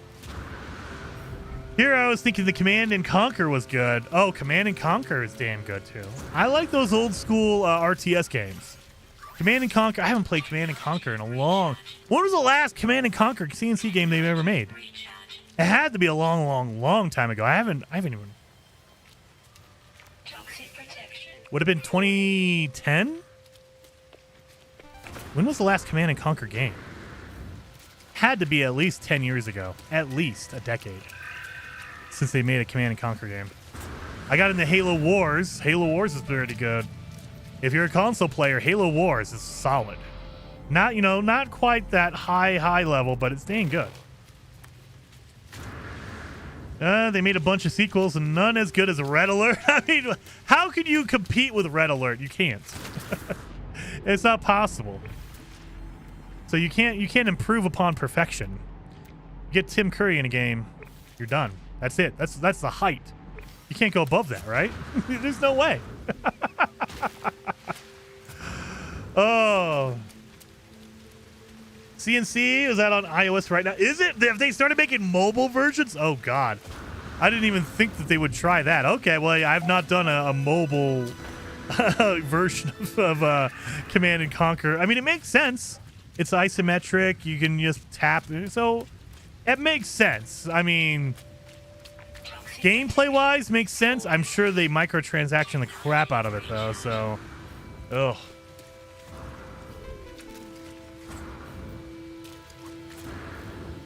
Let's get over here. You are... you are a resource depot. Yeah, it doesn't tell you what is inside the container until you walk up to it. Dang it. That's all right. Let's keep going. Actually, you know what? We should probably take a break, go over and check out the Discord. So, if you guys are building Corvettes and you want to show them off, join the Discord. You can share some screenshots over there. Again, I would say, if you're brand new, like if you're just joining today, make sure you look at the rules. Make sure you're following what the rules tell you to get verified, to become a verified traveler. That way you can start posting and chatting and doing stuff in the Discord. It doesn't cost you anything other than time and reading. But, you know, we do that to keep the bots out. That's essentially it. We just do it so it's harder for the bots to get in there and start spamming scam links and, you know, making it a terrible place. Not a guarantee, not 100% foolproof, but it does help out a ton. So let's pull up that Discord. Let's see what's going on over here. So, I see a few more screenshots here. Okay. So we got some in here. We got the brick. Oh, yeah, you guys need to see it too, right? You guys want to actually see it, right? I guess we could switch over. That way you guys can see it. Let me zoom in a little bit here. There we go. That should be good. So look at this one. This is from Blackheart John. He saw this one in the anomaly. He hasn't not made... Oh my God, it's a mech! He did not make this one. Blackheart John just saw this in the anomaly. Look at that thing. That's a mech. It has feet and everything. Holy cow. That's crazy. See, it even has a good, like a gun arm on it. That is absolutely crazy. XCOM. Gosh, I love that game. I haven't played XCOM in a long time either. XCOM was pretty good. What was it? They released a first-person shooter XCOM, didn't they? Way, like a decade ago, didn't they? I think they did, like 2013, 2014, I think. It was XCOM Classified? XCOM something. It was a first-person shooter. I can't remember that. I remember being interested in that. It came out in like the 360 era. Was it bad? Oh no! I never played it, so I didn't know. I was busy. I was doing Gears of War all that time, man. It was Gears of War and Halo in my 360 days. And, you know, Call of Duty, of course. But that is freaking awesome. I like that mech. And then we have... Oh, this is just a Starborn Runner. That's not a Corvette. Oh, there's the brick. Okay, we saw the brick last week. This is from Elon Paul. He made a brick Corvette. And it's perfect, too. It actually is a brick. It has the holes in it. And everything. That's pretty good. Yeah, it was like a Men in Black first-person shooter. I know, it was cool. It was like you were part of like the XCOM agency, and you were just running around. It looked interesting. If it didn't work out, I mean, that kind of sucks. But it looked like it could be cool.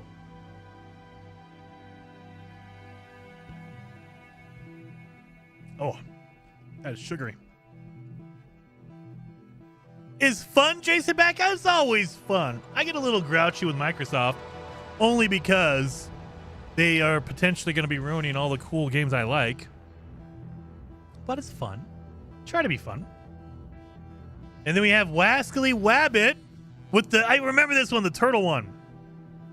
Look at that. Oh my God. Never mind. Oh, this is new. This is a new one. Oh, we got to zoom that out. That way you guys can see it too. Look at that. This is from Wascally Wabbit. Dude, that's a huge looking thing here. Corvette, that is awesome. A little grouchy? Oh, you know I'm always grouchy when you're around. It's a hammerhead. It is a hammerhead.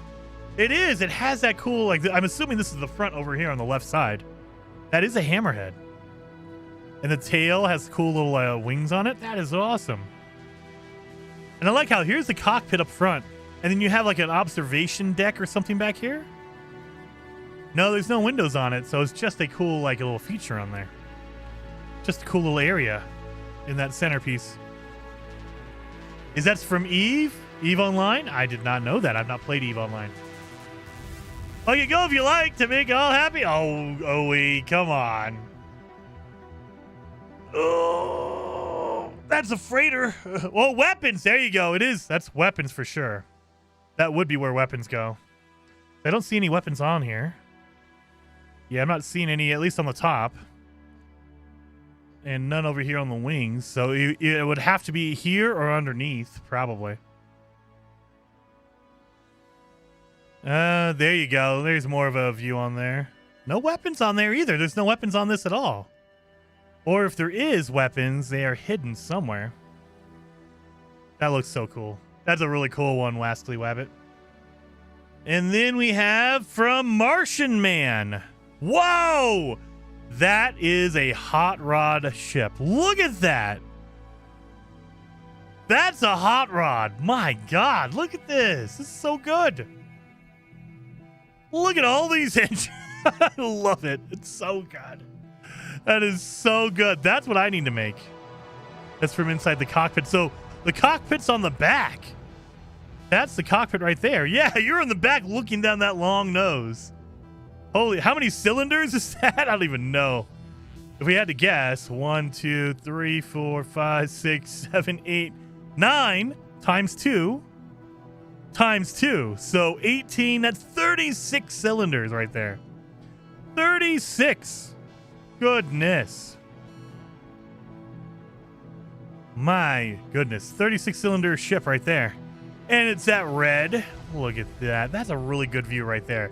I like this side view. It's more like more trim, more angular. You bleach the rear tires, right? You got to. You got to get that smoke going, Michael.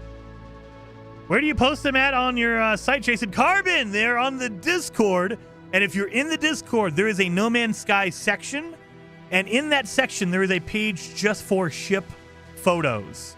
So make sure you're posting it in the right one. So you don't want to post it in like general chat or anything like that, because the rules say you want to post appropriate post in the appropriate areas channels. So make sure you're in the No Man's Sky section, go to the ship photos page. That way you can post over there.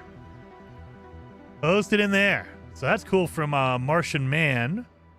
And then we have another one from Wascally Wabbit. Look. Oh, it's purple. I think, did we see this one last week, Wascally Wabbit?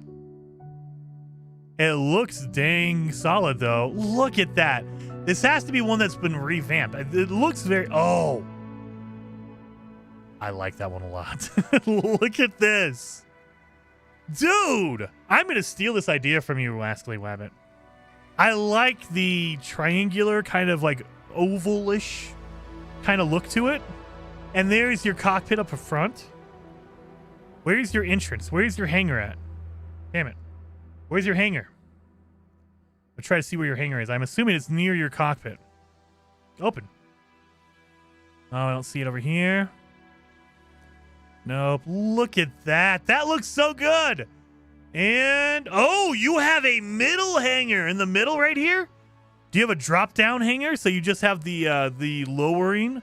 Oh, that looks freaking solid. All the weapons and shields are underneath. Oh, my God. I'm going to steal this one. I'm stealing this one for sure. Look at that. Still think that either this photo or that photo. That's a really good angle. I like that. The sea view from the voyage to the bottom of the sea. Yes. Shalamancer says, I overheard on the net. Can't find a place to hang my cockpit. Judge says, why would anyone use a regular ship now that No Man's Sky has introduced Corvettes? Some people, they don't want to deal with it. So the best thing about No Man's Sky is none of this is mandatory. They don't force any of this on you. So for some people, they don't care about ships at all. They just want something to get them from A to B because they're looking for animals. They're just exploring, looking for that perfect animal. For other people, they don't want to dedicate this much time to a ship. They'd rather do this on a base. So they would literally find a really cool planet and they would build out an amazing looking base because they don't want to spend the time on a ship.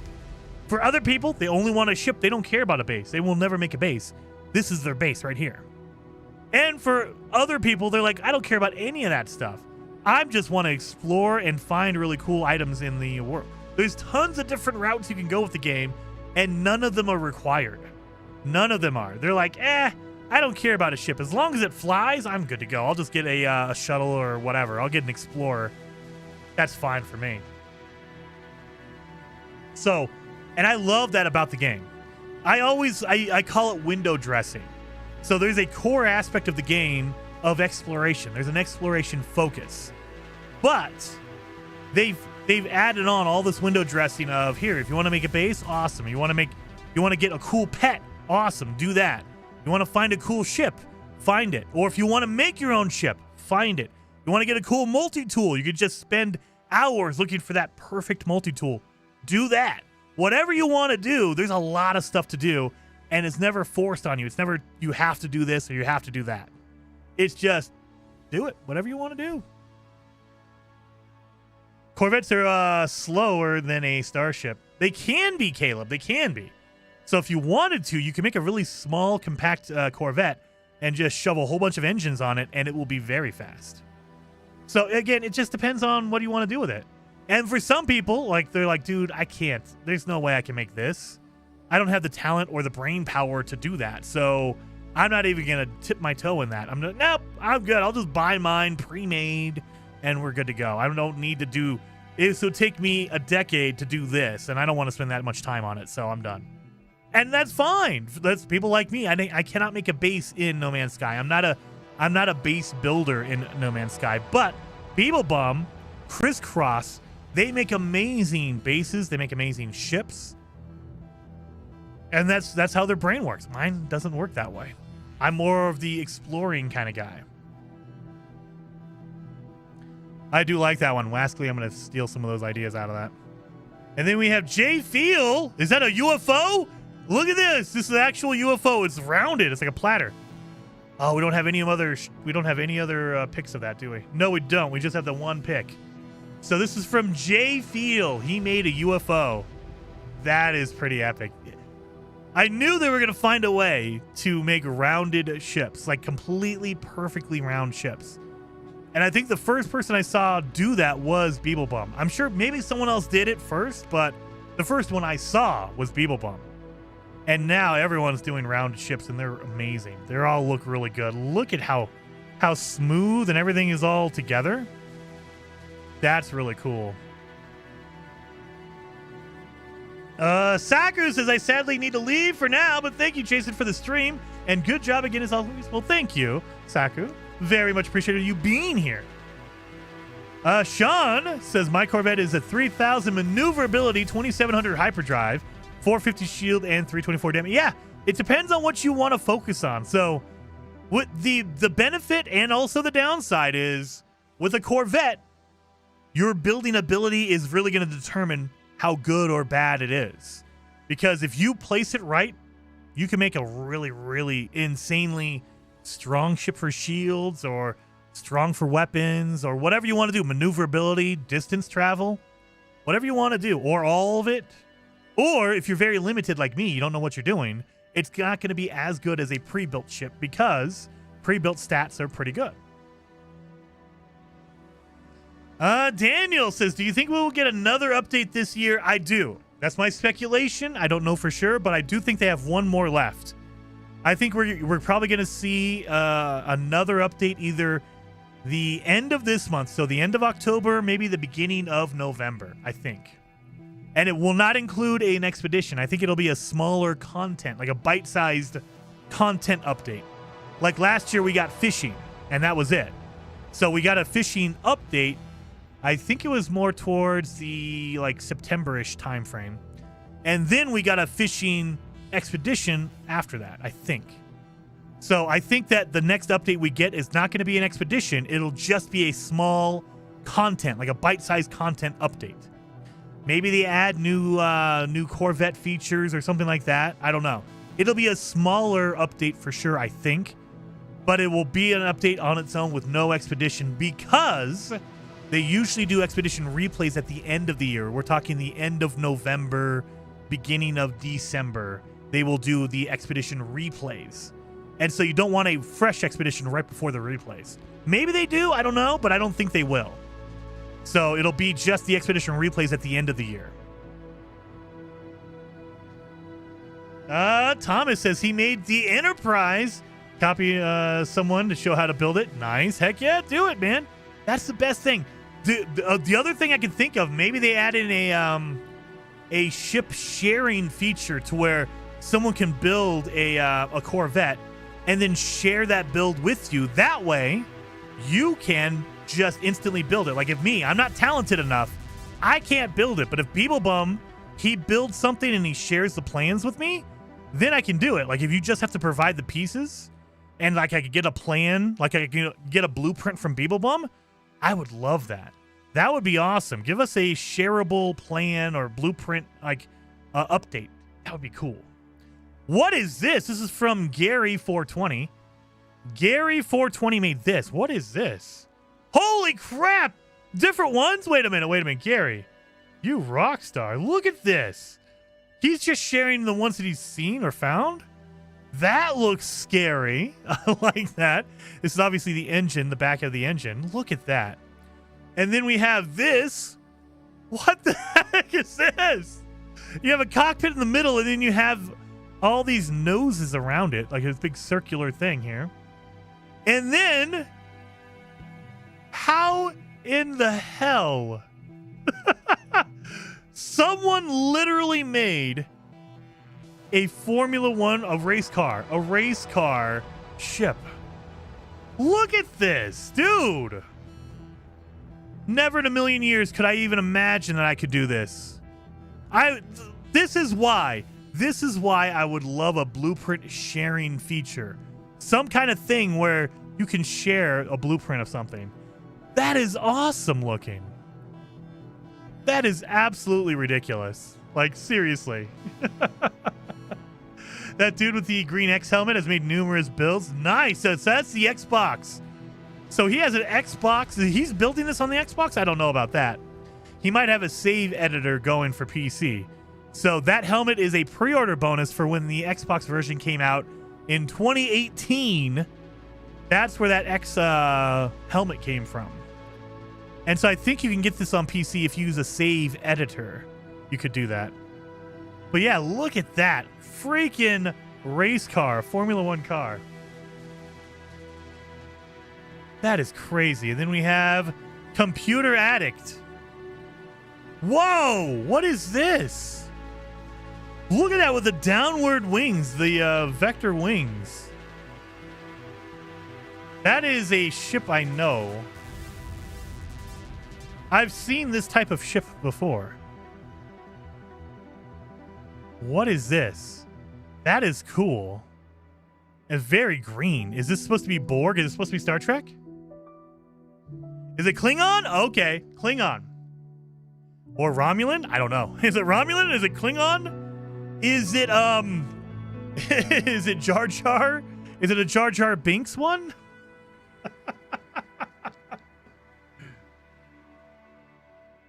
That is crazy, though.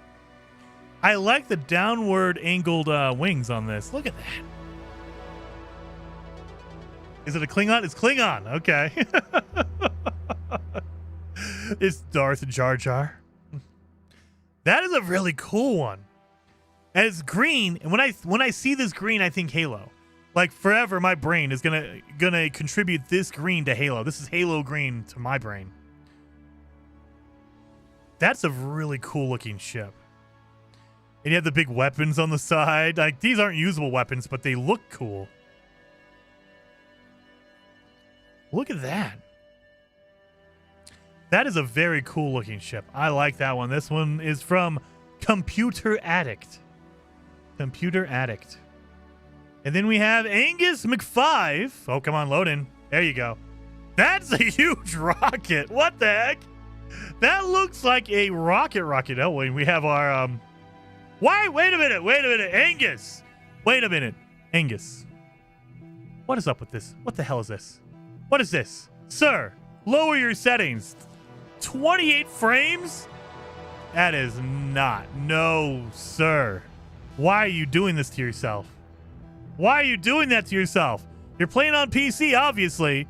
Lower some of those damn settings. Get your dang, get your frame rate up to 60. Come on.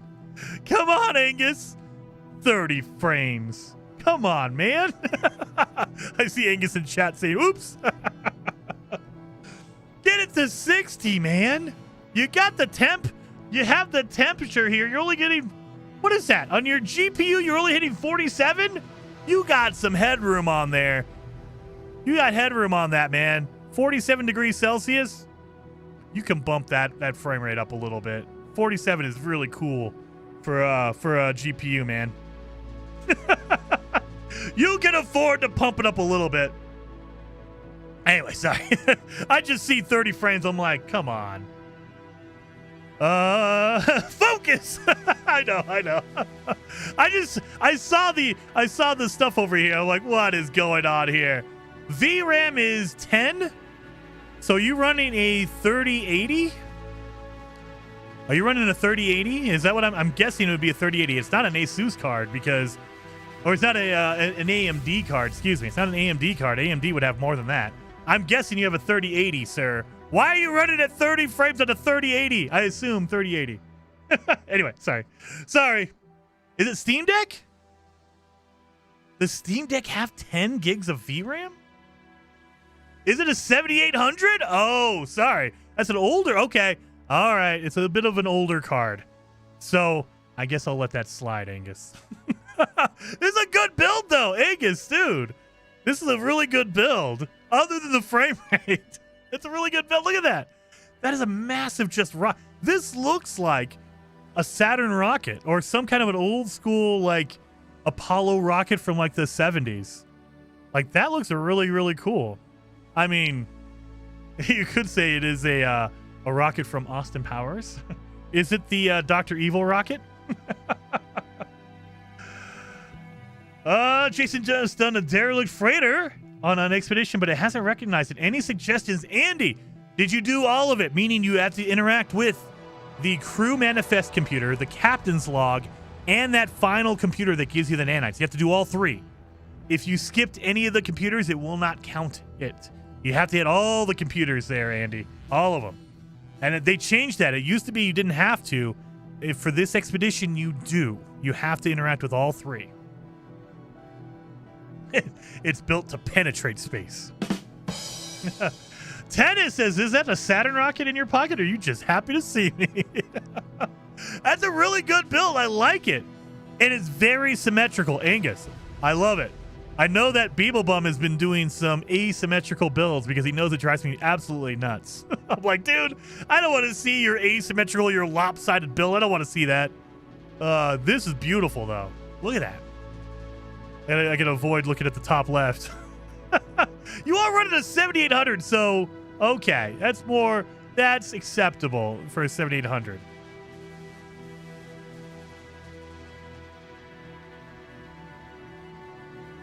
Dude, that is huge, though, too. Look at that. There's a person right there. So that's an actual, like, big rocket. Now, I'm assuming you have a landing pad or a landing bay over here, and you cannot fly this in first person. I don't see any openings for a cockpit whatsoever. So this is probably a third person only shift, dude. Holy crap. It's on a 4K also. Nice. Why are you running at 4K? Where do you see 4K at? Bump it down to 1440p if you're at 4K. 1440p, you'll get way more frame rate out of there. Anyway, sorry. No. For me, I'm one of those people who I will play at a lower resolution if I can get better performance. For me, I don't care about resolution as much. Like, I'm not going to play at 480p. Don't get me wrong.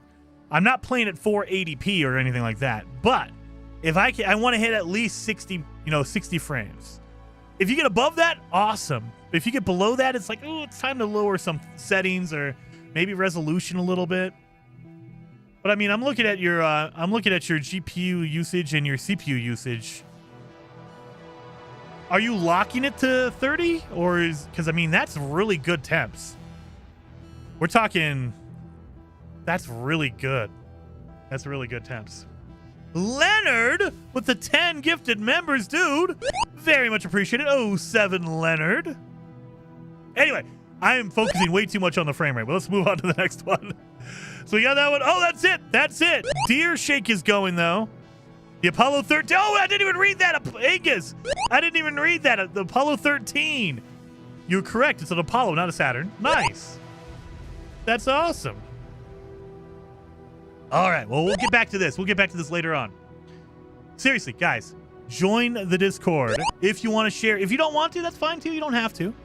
But join the Discord, and you can share your photos of your ship. I promise I will try not to shame you on your frame rate. I'm a frame rate guy. If I like it, I can show you guys here. I run mine at 1440p, but I try to get 60.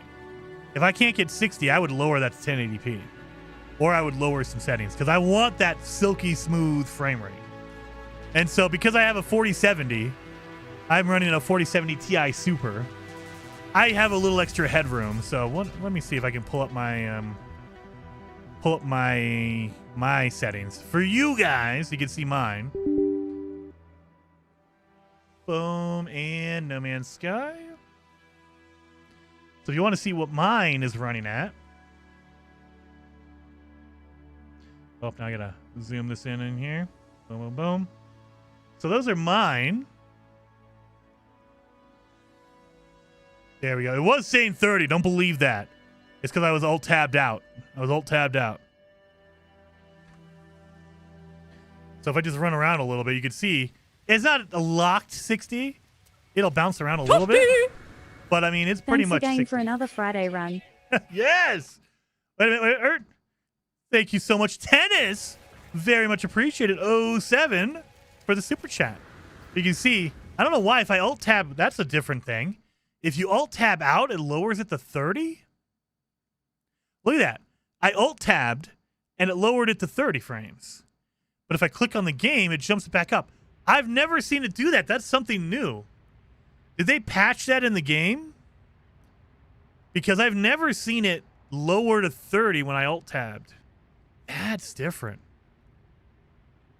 Maybe that's what you were doing. Angus, I apologize. Maybe that's what you did. You alt-tabbed out and it dropped it to 30.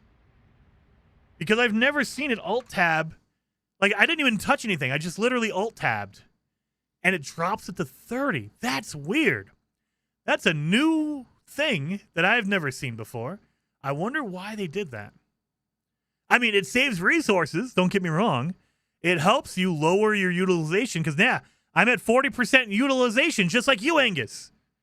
That might be it. That's been the problem because of my screenshot tool. That's probably what it was, Angus. Because, yeah, my utilization is 40%. Yours was 40%. I'm locked to 30, even though I'm running it higher. That's so strange. Like, why? Other than saving resources, which I can appreciate, but I have all my settings. Like, I literally have it set to be max FPS 60. There's no default to when you're alt-tabbed out. Well, there you go. I take it all back. Angus, I take it back. You were probably running at 60 or higher, but when you alt-tab out of the game, it drops to 30 for some weird reason. But yeah, I have mine capped just because I'm streaming and YouTube, they only let you go up to 60, so there's no point in streaming anything above a 60 anyway, 60 FPS. But, I mean, if it's 60, I'm okay with that. 60 is fine. You can see I'm running around, just looking around, nothing. So, and it's not the best. If you're planning on building a PC, you don't need a 5090 or some outrageously expensive card. Don't do that. Seriously. I am streaming and playing a game getting 60 FPS with a 4070. So don't go crazy and spend $1 million kajillion on that. It's absolutely, don't do it.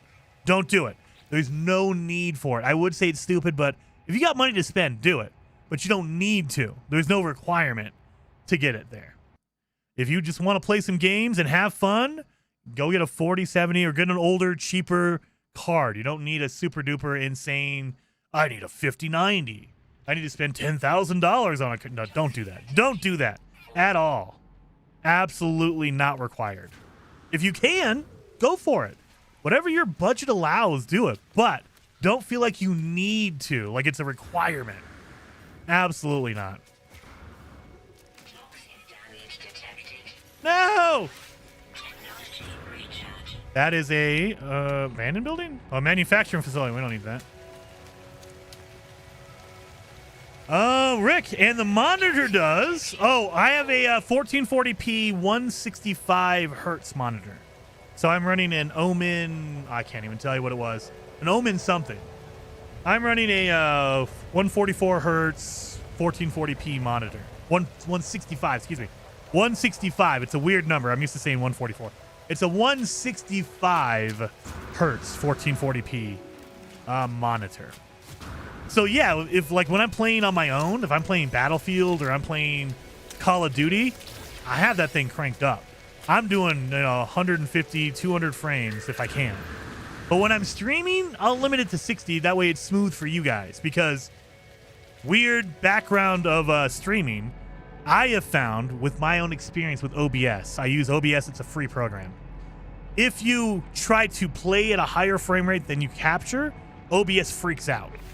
So if you're playing at 120 frames and OBS is capturing 60 frames, it's fine because it's an integer. It's just halving. So it takes half your frame rate and captures it. But if you're playing at 100 frames or 90 frames per second, FPS, and you're capturing at 60, it's weird. It doesn't know what to get because it's only grabbing 60 frames a second, but you're getting 90. So it's trying to pick which ones it wants. And it never works good. There's always going to be weird hitches here and there. So if you're going to be streaming, I would always recommend stream at like 60. I mean, unless you're doing a 2 PC setup and all that kind of... If you're super fancy, you know what you're doing. I have a single PC setup. I play the game and stream from the same PC. Because I'm not a multi-billion cajillionaire like PewDiePie, so I can't afford to have a million PCs set up. But if you have a 2 PC setup, I'm sure it'll still look kind of funky. If you're playing the game at 100 frames and you're capturing at 60, it's going to be weird because the program is trying to pick out 60 frames per second. And if it gets 90, there's 30 extra frames it doesn't know what to do with, so it's going to ignore or not use 30 frames, which is going to hitch. It's going to look weird. So that's why I would do most of my games there are 60 frames. But again, if I'm playing Battlefield, I'm playing Call of Duty, I'm trying to get it as high as I possibly can. If I'm playing Borderlands, I will just take whatever Randy Pitchford allows me to have. If he thinks I need to have a 6090 and a 5,000 amp power supply, then I probably should do that, right? That's what Randy Pitchford wants. If your gaming PC's older than 15 minutes ago, don't even try. Don't even play Borderlands. I mean, what are you doing? Your PC's an hour old? Pfft, that's old trash. That's ancient now. What are you talking about trying to play Borderlands? Come on. Get that garbage out of here. Real videos. This is Epic Info, Jason. Seriously, for my years and years of going back and forth and trying to find settings and stuff, the biggest thing I would tell anybody who's trying to stream, if you're going to stream or record video, if you use OBS, there's different programs out there. You can get like, what is the AMD? Is it, the AMD has their own background recording. Like NVIDIA has Shadow Play. There's different programs out there. I would always recommend OBS. OBS is amazing. It's free. And OBS is very cool as long as you're recording at the same frame rate that you're playing at. So if you want to play at 120 frames, do it. Make sure you're recording or you're utilizing 120 frames in OBS. So like when I stream, YouTube only goes to 60, so I only play at 60. It just makes it a little smoother, makes it easier. You're not losing frames here and there. So yeah, it's just a weird thing that you don't think about until you've done it for a while and you realize, oh yeah, because they don't tell you anything. You just go back and you look at your frame rate and you're like, why is my stream a little bit choppy here and there? And it's not all the time, it's just randomly. It's because OBS is trying to figure out which frames to get. Anyway. Dun-dun-dun. Nothing around here. I am on OBS. Yes, I would always recommend OBS. OBS is absolutely free. It's an amazing, amazing program that is constantly being updated and improved. And so the other thing, the flip side of that is, I would say, if you get OBS perfect how you want it, don't upgrade. Like, don't update the game or don't update the program, because there's some updates that they'll push through and it might mess up for you particularly. So it's just, if it's working, no need to fix it, right? Only update the program if you're like, hey, it works, but it's not exactly perfect or whatever. Or update it knowing that you might need to roll back an update because there might be some weird thing that they adjusted and it's messing up your specific setup. So it might work for 90% of people, but there's 10% of like combination of graphics card and processors that's just not working. Or maybe it just doesn't work with your hard drive, your SSD, or whatever it is. There's some weird thing that's only affecting a small percentage of people, and they don't notice until after they push it out and they go, oh yeah, crap, that broke some stuff, so we probably shouldn't do that. But I have that philosophy with most things. If you saw my Wednesday stream, I don't tend to update unless I have to. I'm like, if it's a security update, sure, but other than that, you don't really need it. If everything's working, why mess with it, right?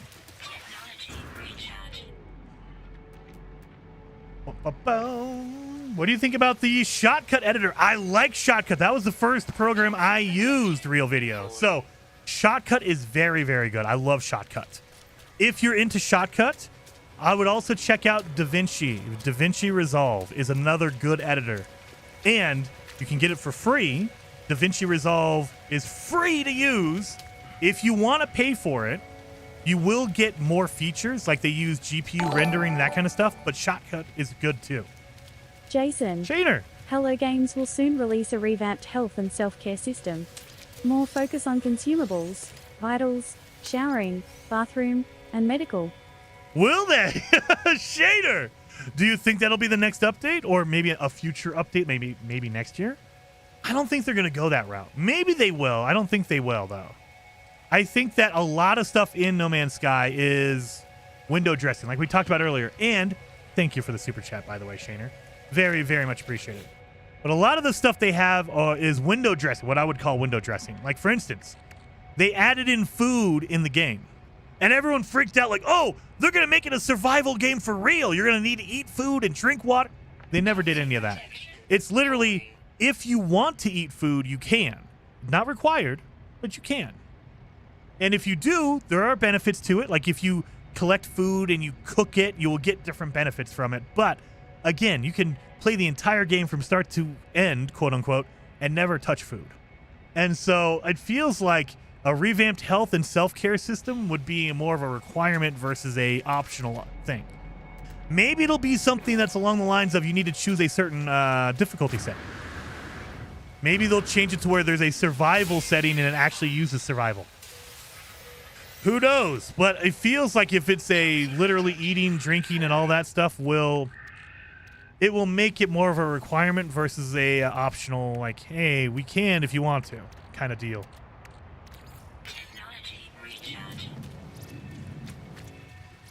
Did I miss the Game Pass rant? You did, Mark. We did that earlier today.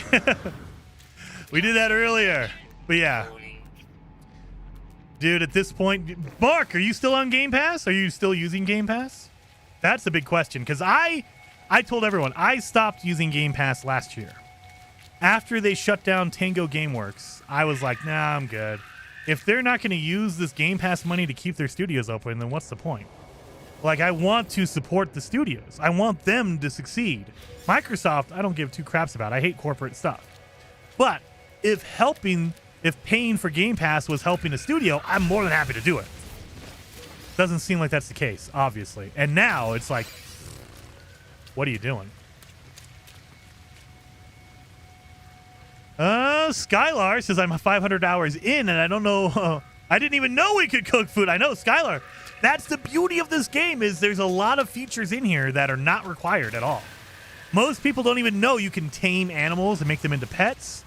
You can go look for different biomes to make your base on. There's all kinds of stuff in here. Cooking food. People don't know you could do that. You can make your own weapons. You can make your own staff in the game. A lot of people haven't reached that point, or they don't care about that.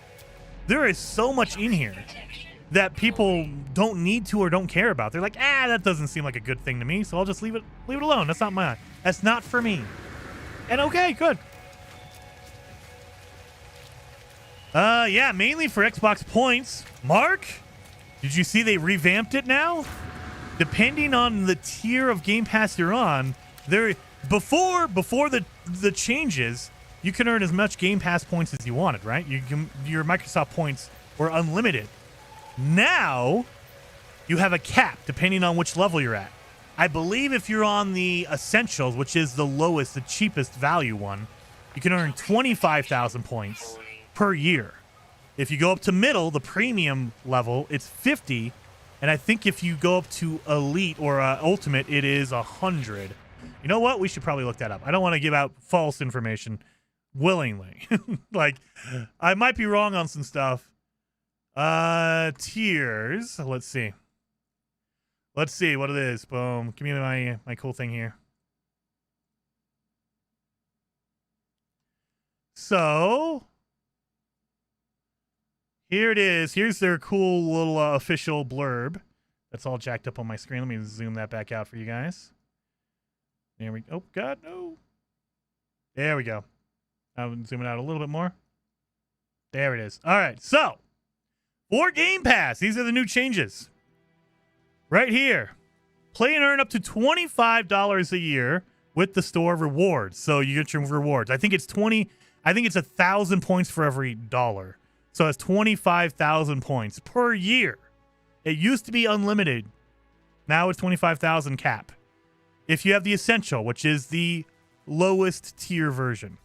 Medium tier, premium, you can get to $50 a year, which is 50,000. And then behind my big fat head, let me move this over.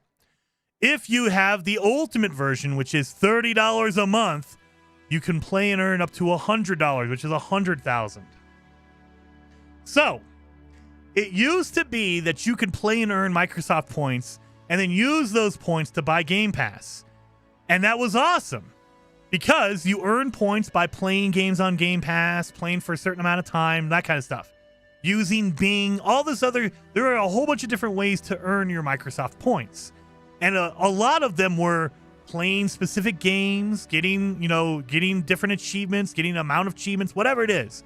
There were certain things you could do to earn points, and you could pay, basically, it would pay for itself. You would be able to earn points to buy Game Pass, and then on Game Pass, you would earn more points and vice versa. Now, they are limiting it $25 a year. If you have the lowest tier version, that's $10 a month. That's $120 a year. So you cannot earn enough points to pay for Game Pass now. You can only earn $25 a year, but it's going to cost you $120 per year to even have that lowest level. And it just gets worse and worse as higher you go. So that's why they totally revamped it. And they put a cap on a lot of different stuff because they don't want you to basically pay for it. They're like, no. If you're doing $10 a month, the most you can earn is $25 a year. $25. That's 2 months. That you're allowed to get 2 months worth of Game Pass per year. If you're on the premium version, you can get 3 months worth of Game Pass. If you're on the ultimate, $30 a month. That's 3 months, maybe 3.5 months of Game Pass. The most you can get is about 3 months of Game Pass in reward points. Yeah, it is just stupid. And new Xbox published games within a year of launch. You see that? You see that question mark right there? Or you see that little star right there? Look at that. Look at that star right there. This is the other thing. Right there. Let me get my face in here. Right there. Right here. This little tiny star. New Xbox published games within a year of launch. Within a year of launch, right? Except, if you look down here, does not include Black Ops 7. Does not include Call of Duty. You will not get Call of Duty if you have premium. You can only get Call of Duty on the Ultimate. You can only get Call of Duty on the Ultimate tier. That's the only way. So if you want it to be worth it, you have to pay $30 a month, which is not worth it. No. That's crazy. That is absolutely nuts. They took away what most people were using the middle tier.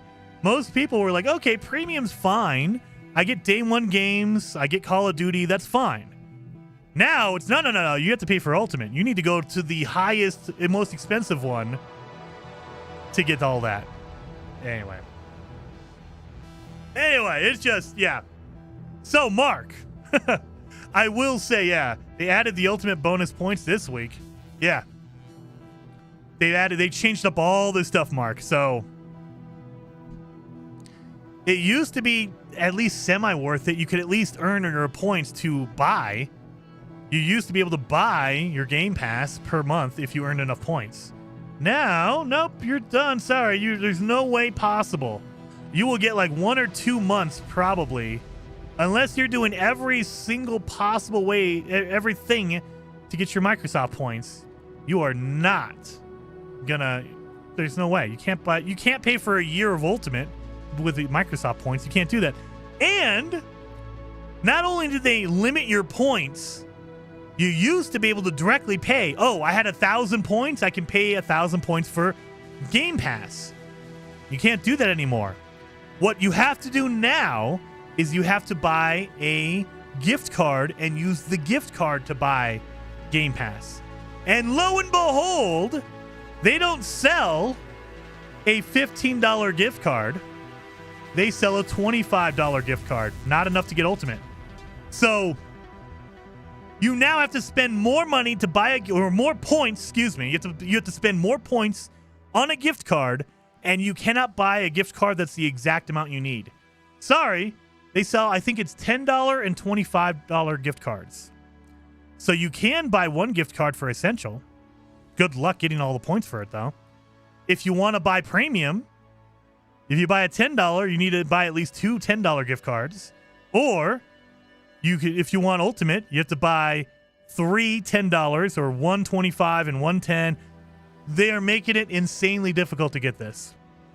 They're purposely making it insanely difficult to even try to use your reward points to get Game Pass. It used to be a direct 1-to-1, go buy Game Pass with it. You're good. Nope. Now you have to get a gift card and then use that gift card to buy it. Anyway. I have Ultimate for both PC and console. Well, there you go. Well, I think it covers both, doesn't it, Mark? I think Ultimate covers both PC and console, I assume, right? You're not paying for 2 of them, are you? Don't do that. I have a $50 EGC waiting to be used. There you go. It's just crazy. This like, why? Why make it worse? Anyway. So there you go. That's the Game Pass secondary rant. Secondary Game Pass rant. But yeah, it's just for a long time I said, hey, look, man, if you want a game and you're on a budget, get a used Xbox and then go grab Game Pass. It's awesome. Even a used Xbox is still going to be more expensive, and Game Pass is not worth it. At least not that I can see. Unless you're playing a ton of games. Again, if you're playing like 5 to 10 different games a year, it probably pays itself off. But how many of you are not playing that many? You're playing like maybe 3 games, 4 games a year? At that point, it's cheaper to buy them outright versus pay for Game Pass. Ugh. Wheat! I don't have any room, though. No room in my inventory. I need to find a cargo drop pod so I can use that thing up and get that out of my inventory. That is not usable. What the heck is this? We're good. Let's chop one of these in there. Good. All right, let's keep going. Come on, we need to find a ship. Or just wait for a sale. Exactly, Adrian. If you could get an Xbox on a discount, like you get the console itself very cheap, find someone who's selling it, maybe go to like a gaming store if you can find one really cheap. Get a cool used Xbox and then wait for sales on games. Like, it's crazy. They want to... I will tell you right now, they increased the cost of Game Pass. They were trying to increase the cost of games to $80 and they pulled back.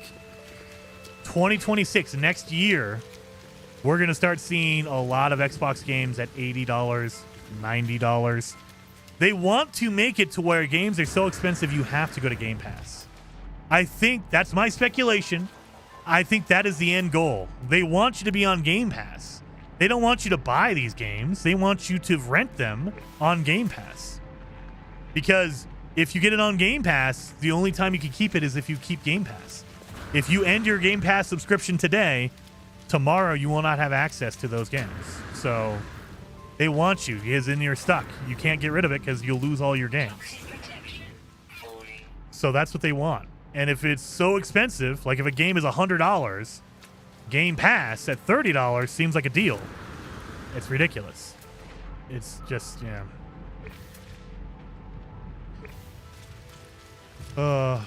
Jean says, I normally save my points for games that I want to buy that are not on Game Pass. I mean, that's the way to do it, man.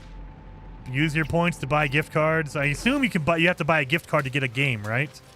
They might let you buy games directly with your points, but I don't know. I've not used my points for anything like that.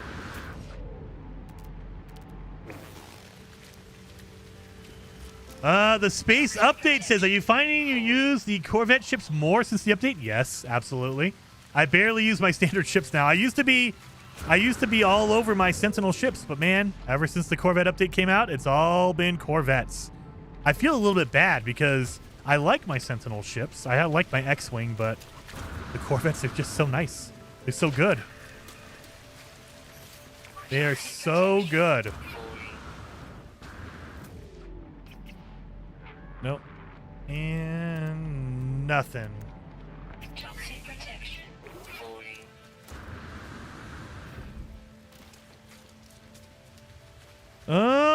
Douglas says, I'm not creative, so I stick with fixing crash ships I find. Hey, that's the way to do it, dude. That's the way to do it. Go get a Sentinel ship. Those are really good out of the gate, and they require less fixing. So Sentinel ships are always worth it. I mean, unless you don't like the design. Some people don't like the look of the Sentinel ship, and I get that. Mark says you can use MS points in the store directly on stuff. Nice, okay. Except for Game Pass. They stopped you using that there, Mark. You can't buy Game Pass for points. You have to buy a gift card, and then you have to buy a Game Pass with the gift card now.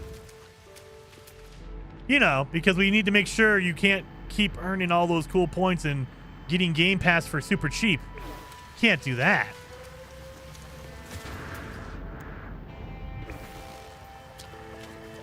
I must be weird. I hate the Corvettes. Really, Traveler Frozen? Dude.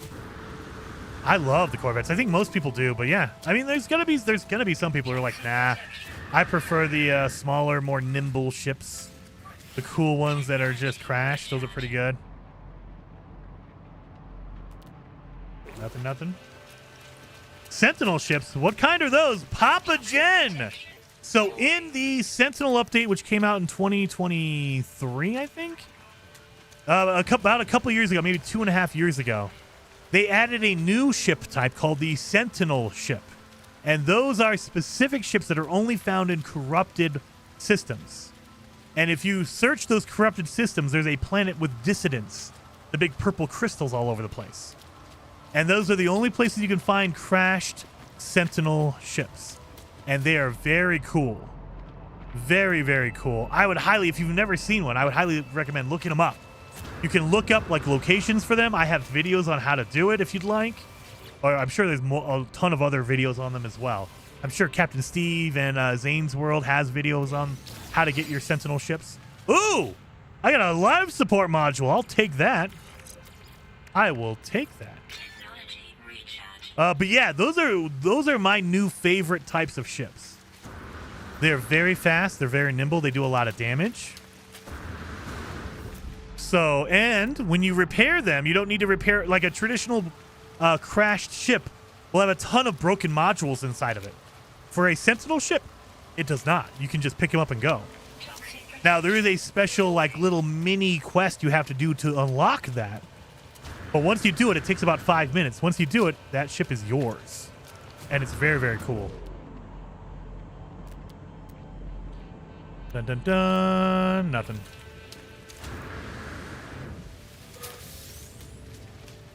Let's grab those wheat. Here we go.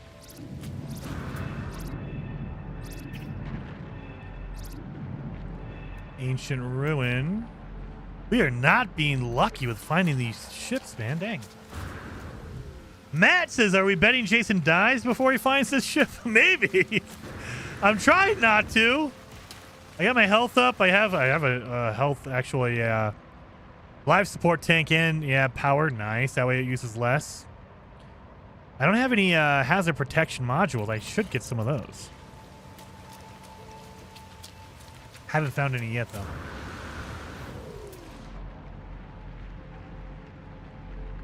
But yeah, I haven't found a ship yet, dang it. And we are playing in abandoned mode, which means no one's going to land for me. I'm not going to find any pilots around. I literally have to run into a ship. Oh, get out of here, Sentinel. I'm not doing anything. Being crazy. Oh, please. Nope, you're not. Dang it. Jumps are what kills Jason in survival mode. And tornado. I mean, tornadoes definitely it as well, Mark. Tornadoes will catch me every time, man. Every time.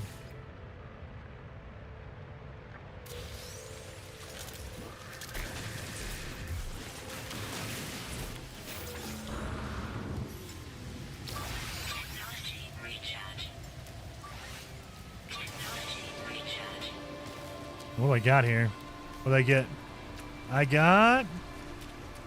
I don't even know. Extreme localized toxicity. That's what I got. Really? No crash ship around here, huh? All right, well, let's keep going north. How far away from my normal ship?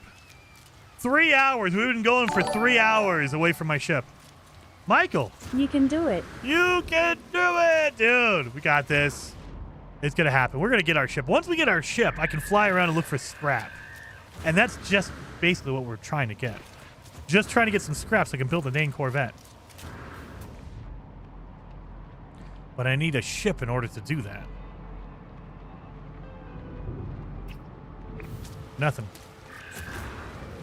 No transmission towers yet either. I know, yeah, I haven't run into any of those either. Even though those generally will mark something that's like, 5 or 10 hours away. There's a building over there that got marked.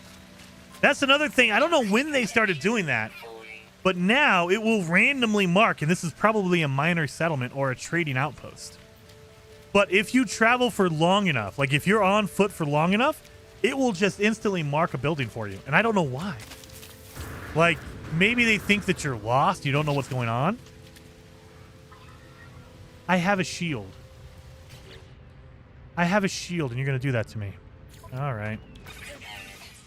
Well, I need an upgrade module, so let's break this. So we should get a... Oh, no, we're going to get pugnium and chromatic metal out of that. Damn it. So I need an upgrade module. I don't want to break that, because that's worth it. We need to find another upgrade. Or we need to find a wiring loom. Okay, hopefully this is a freaking minor settlement so I can fix my damn thing. There, you're good. Corvette would be a good fugitive run. I've been thinking about that. So, the thing I hope that they add in the next update, or maybe a patch or two from now, add in the Corvette landing pad at a trading outpost or a planetary archive. If they added in a landing pad in a buildable area for the Corvettes, then we could do a total fugitive run. Because all you'd have to do is start making money. That way you can buy the pieces to build your Corvette. That is something I hope they add. Because fugitive Corvette run is absolutely possible. Right now, you have to get to a space station. There's no other way to build a Corvette. You need to go to a space station. So maybe in a future patch or a future update, they will add the ability for us to just build it on a planet. That would be awesome. That would be epic. Go to find a planetary archive or find a trading outpost and just build it there. Well, that's not a... Well, what is this? Harmonic scrap? It's just marked the location of scrap? Wait a minute. Is there a ship over here? Okay, no, it's just scrap. So it randomly marked harmonic scrap. That's different. Magnetized ferrite, sodium, dihydrogen. I don't have magnetized ferrite. Yeah, that's weird. I mean, I could make some magnetized ferrite. I still need dihydrogen. I can make a jelly. So yeah, let's do this. Boom. Let's make some magnetized ferrite. We need how much? I need 10. I don't even need that much. I need 10. I can make a jelly here. I just need one jelly, right? Sodium, jelly, and 10 magnetized ferrite. So that means I need 20 pure ferrite. That's it. And I'm making a whole lot more. Don't you have a weapon upgrade? I did, Douglas, but the weapon upgrade I have is a Sentinel one, which means it's only going to give me a, what's it called? A chromatic metal and pugnium out of it. So let's put this down to 20. 4, 5, 6, 7, 8, 9, 10. There. Let's fix it. Just because. I don't think we need to do this at all, but there you go. You're pretty good. You must be on the largest planet in MMS. You would think, Michael, I'm on a gas giant. So, there you go. It said something. I can't read that because I don't read robot. But if I had Atlantidium, I would be able to feed them. I don't have any Atlantidium, so we're done. We repaired them. I'm going to need some batteries, though, so let's get some more dihydrogen, or some cobalt, excuse me. Need to get some cobalt. Oh, we have the humming sacks, but I don't need those.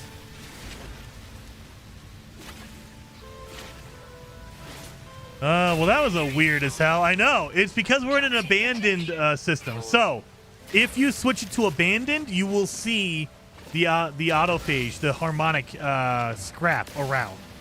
Because there's no autophage. And so there's no reason to find that other than randomly because we're in an abandoned system. We're in an abandoned universe. That's why it's showing up. On a normal save, that should not show up because you need to talk to the autophage first before you see harmonic scrap like that. So yeah, or go to a corrupted system.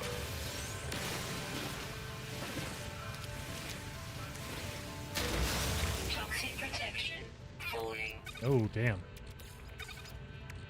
Technology recharge. Okay, so now I'm running out of room here. Get rid of the ammo. I could always make more of it.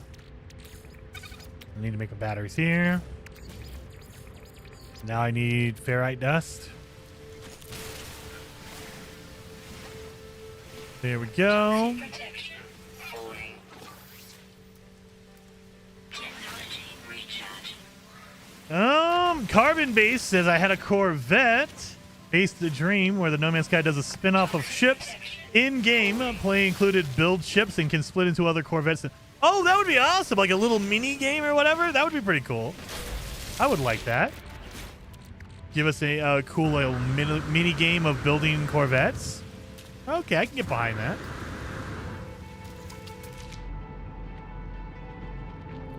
We have an unknown building over here. Let's see if it's a crashed ship.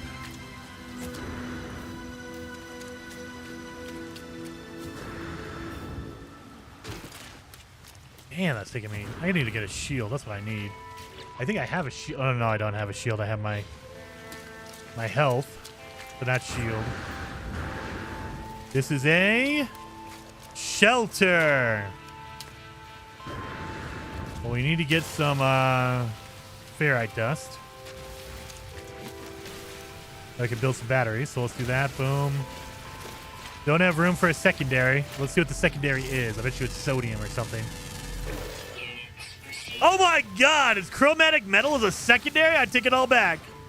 I take it all back. That's very useful. Very useful. Chromatic metal as a secondary? Are you kidding me? I could have been doing this the whole time. I could have been doing this the whole time. That would have been a what's it called?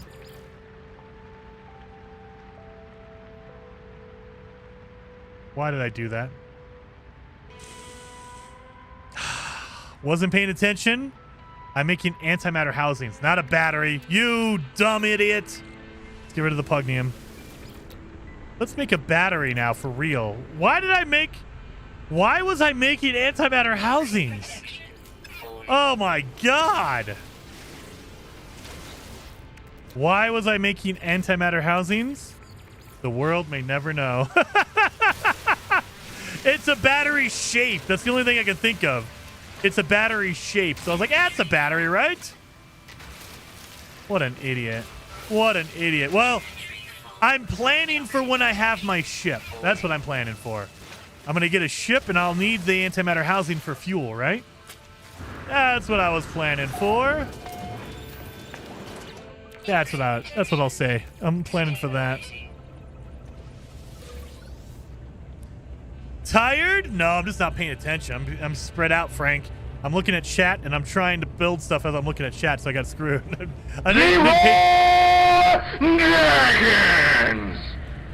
You got this, Jason. I need to pay attention. Haplo, thank you for the super chat, the big super chat, and the mini heart attack. I appreciate that. Very, very much appreciated on that. Oh, Lord. That scared me a little bit. I am ready for a drop pod now. I do need to find a drop pod. I have a exosuit expansion slot. Plus, yeah, I have a antimatter housing, so I can't do a drop pod. Oh, I have a hermetic seal for my ship. I have my 3 microprocessors. I'm ready for a ship. I just need to find the ship part.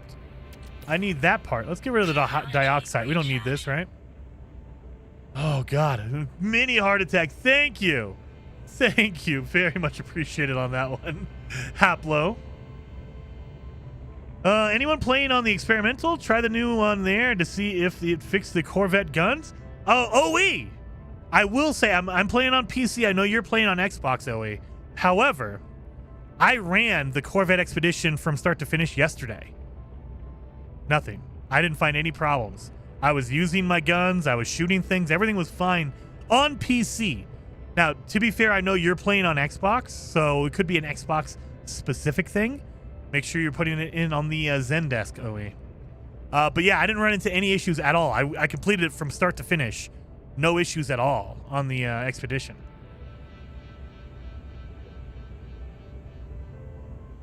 Ugh. Papa's is just popped in. Curious why you are maxed out at 300 stack size. Oh, Papa's. So, we are playing on what is called the extreme mode. So if you go to your difficulty settings, you can set it to the most difficult. So this is not permadeath. It is one step beyond permadeath. So on permadeath, your stack size is limited to 500. In extreme, they limit it even more down to 300.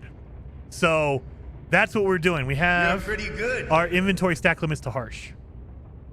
And Shui Maximus, thank you so much for the super chat. Very, very much appreciated. 07 for that. So yeah, we are playing on extreme difficulty. This is the hardest that the game can get to. The most difficult. It's one step beyond permadeath. So we still have permadeath on. So if I die, my save is deleted. If I die in the game, the save is gone. I cannot recover it. It's gone. Now, there are ways, like if you quit out fast enough and all. We're not doing that. We're doing legit. If I die, it's done. It's over. But yeah. So we are playing on extreme. That's why my inventory stack limits up to 300. So yeah. And way back in the day, way back in the No Man's Sky, like 2018, 2019, even 2020, that was normal. Your inventory stack limit was 250. If you go back to the original release, we're talking, I think your stack limit was 200 on release. So in 2016, it was 200. So over the years, they've slowly been increasing it. And now, if you play on normal mode, it's 9,999. But it used to be, way back in the day, it used to be 250 or 200. On original No Man's Sky release in 2016, the other thing is you couldn't stack items. Oh, damn, okay. So, like, for instance, your exosuit expansion slot, you would only carry one at a time. You couldn't stack it up to 9. You only had one. So if I got a second one, it would take up a whole nother slot. So way back on original release, that's what it was. And I was like, oh, God, that is brutal. That was brutal. I need to get some more ferrite dust. Ferrite dust. There you are right there. Xerxiel, or Xerixol, says, Jason, question. If everything is expensive in extreme mode, then why do you sell it? It gives you the same amount of money back. Because we're on extreme mode. That's why. So the cost of everything is expensive. You're going to sell things for either the same amount or less. They're trying to make it more difficult. So I believe there is no way to... You can make it free, but there's no way to make it like selling higher. Like you can't make anything worth more. You can only make it less or more expensive to buy. And so there you go. That's why it's just more difficult to make it harder to play. That's the only reason. I need to get more ferrite dust. I want to make some batteries before I get rid of that cobalt. There we go. And we need to go back over to that damaged machinery because there's something in there I need to pick up. It could be a ship fuel, like a launch fuel. It could be an upgrade. We don't know what it is. We know there's something in there, but we don't know what it is. So that's why I'm trying to get rid of my cobalt stack so I can see what it is. There, done and done. So now let's go see what's in this damaged machinery. We got 8. Launch fuel. I knew it was going to be that. Why would they give me something good? We don't need launch fuel, but we have some now. Look at that. Goodness. All right. There is an unknown building over here. If it's a shop, it would be great. Come on, give me a shop. Give me a shop. And Andy with the gifted member. Andy, thank you so very much. 07 for Oh No, It's Andy. I appreciate that. And then Andy said, finally finished the expedition after doing Abandoned Freighter twice because first it glitched out. Oh, damn. Sorry. Mark says, did you test my orbital uplink theory on your experimental run? I did, and it worked. And it worked. So what I'm gonna do now is I'm gonna go back in with an old Why? Oh my God, You might Haplo. be in an abandoned system, but we would never abandon you. Thank you, Haplo. Very, very much appreciated for the second heart attack. Holy cow. I looked over. I didn't see it in time. I looked over just as the Leroy Jenkins rang through and it made me pee a little bit. But thank you. Seriously, Haplo. Very, very, very much appreciated. 07. So what Mark was talking about is if you play the expedition on a fresh save, you complete it all the way through and you turn it into a normal save, you can still use the orbital uplink. You can still build it. Like, they don't take the blueprint away from you. And so now what I want to do is I want to play through on my main save and see if you keep the blueprint if you finish the expedition through a main save. If that's the case, then I'm going to definitely do that. It's going to be amazing. Because that's where you can get an orbital uplink forever. And then Leonard with the 20 gifted members, dude. Everyone's being insanely generous. Seriously, you guys are freaking rock stars today. Thank you so much, Andy, Hoplo, Leonard. Thank you guys so much, Michael. Everyone, you guys are amazing. Shui, you guys are all freaking generous, insanely generous. Shaner, Michael, Tennis, all of you guys. Let me make sure I'm hitting all the hearts on all these. My goodness. You guys are freaking rock stars. Thank you so very much. Everyone's a member. Everyone's super chatting. Freaking amazing. Thank you. Well, we need to find a drop pod. We are ready to go on a drop pod. I just haven't found one yet. Oh, wait, we're going north. Where's my north? There it is. So let's keep going here. And then Michael with the 20 gifted members as well. Everyone's going to become a member today. We have 530 people in the stream right now. Dude, thank you guys so very much. And everyone who hit that like button, I appreciate that as well. Hit that like button. Thank you so very much. 07. Everyone hitting that like button. Everyone donating through Super Chat and through members. You guys are freaking rock stars, all of you. Amazing. A crazy day for sure. Oh my God. Thank you so much for watching. Yes, thank you seriously, guys, all of you watching and hitting that like button. You guys are amazing. Man. Orbital. Like a freaking... Okay. Like, that's not going to find a ship for me. They'll find an ancient ruin for me. And then Valenrook with the 20 gifted members again. How many members are we at? Let me look. YouTube gives me my stat page here.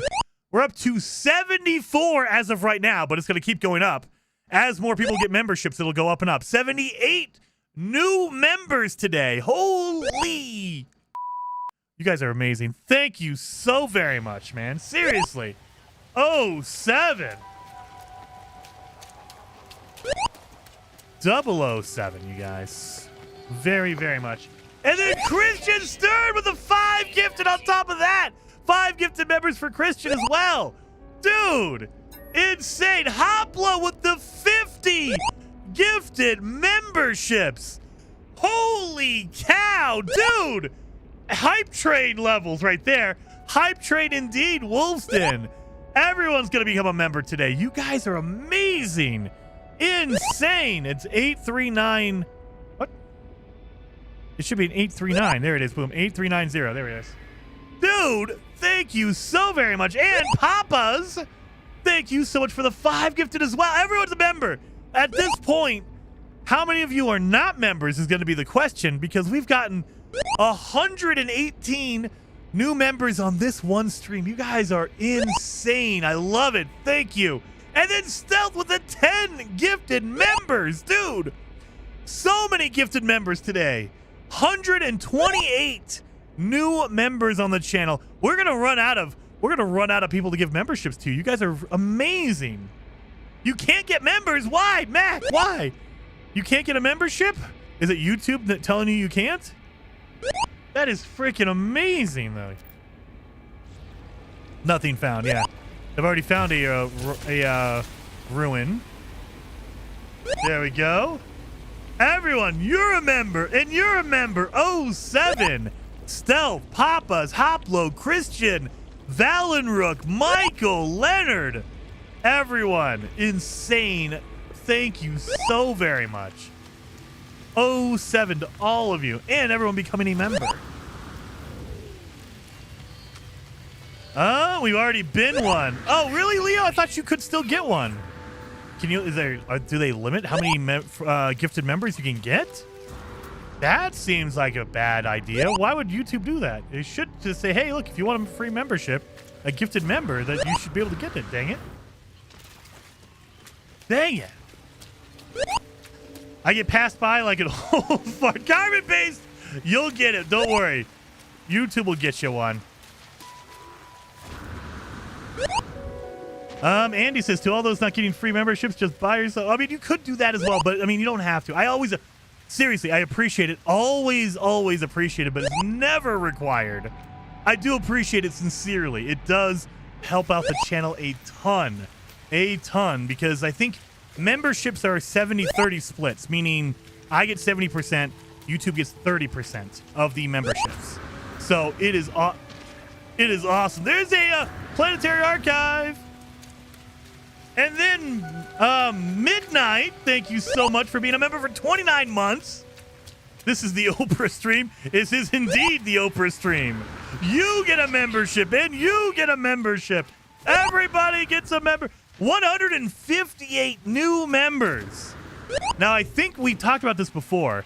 I think YouTube has changed the way they hand out or they give out gifted memberships. So, a long, long time ago, when they first did gifted members, they said, look, if someone is more active in your chat, they are more likely to get a gifted member. They've changed that. I don't know what the rule is now. It feels like they just randomly give it out to whoever. I don't know what causes YouTube, what algorithm YouTube is using to give out gifted members, but there's some weird new way they're doing it. I don't know what it is. Years ago, it was if you were active in the chat, you were more likely to. Now it's whoever YouTube deems, worthy, I guess. Colsa says, how do you check to see if gifts are turned on? You should be able to click on right there. Pill Cap, thank you for the 5 gifted members. Very much appreciated. Go click on gifted on Pillcap's notice right there in the live chat. You should see the top right-hand corner of his gifted chat right there. The 3 dots. And you should be able to see if gifted is on right there from that. I think that's what they did, right? So yes, I think if you click on that, it should say you can turn on and off. I believe. Does it notify you if you become a member from a gift? It should notify you. It should be in the live chat.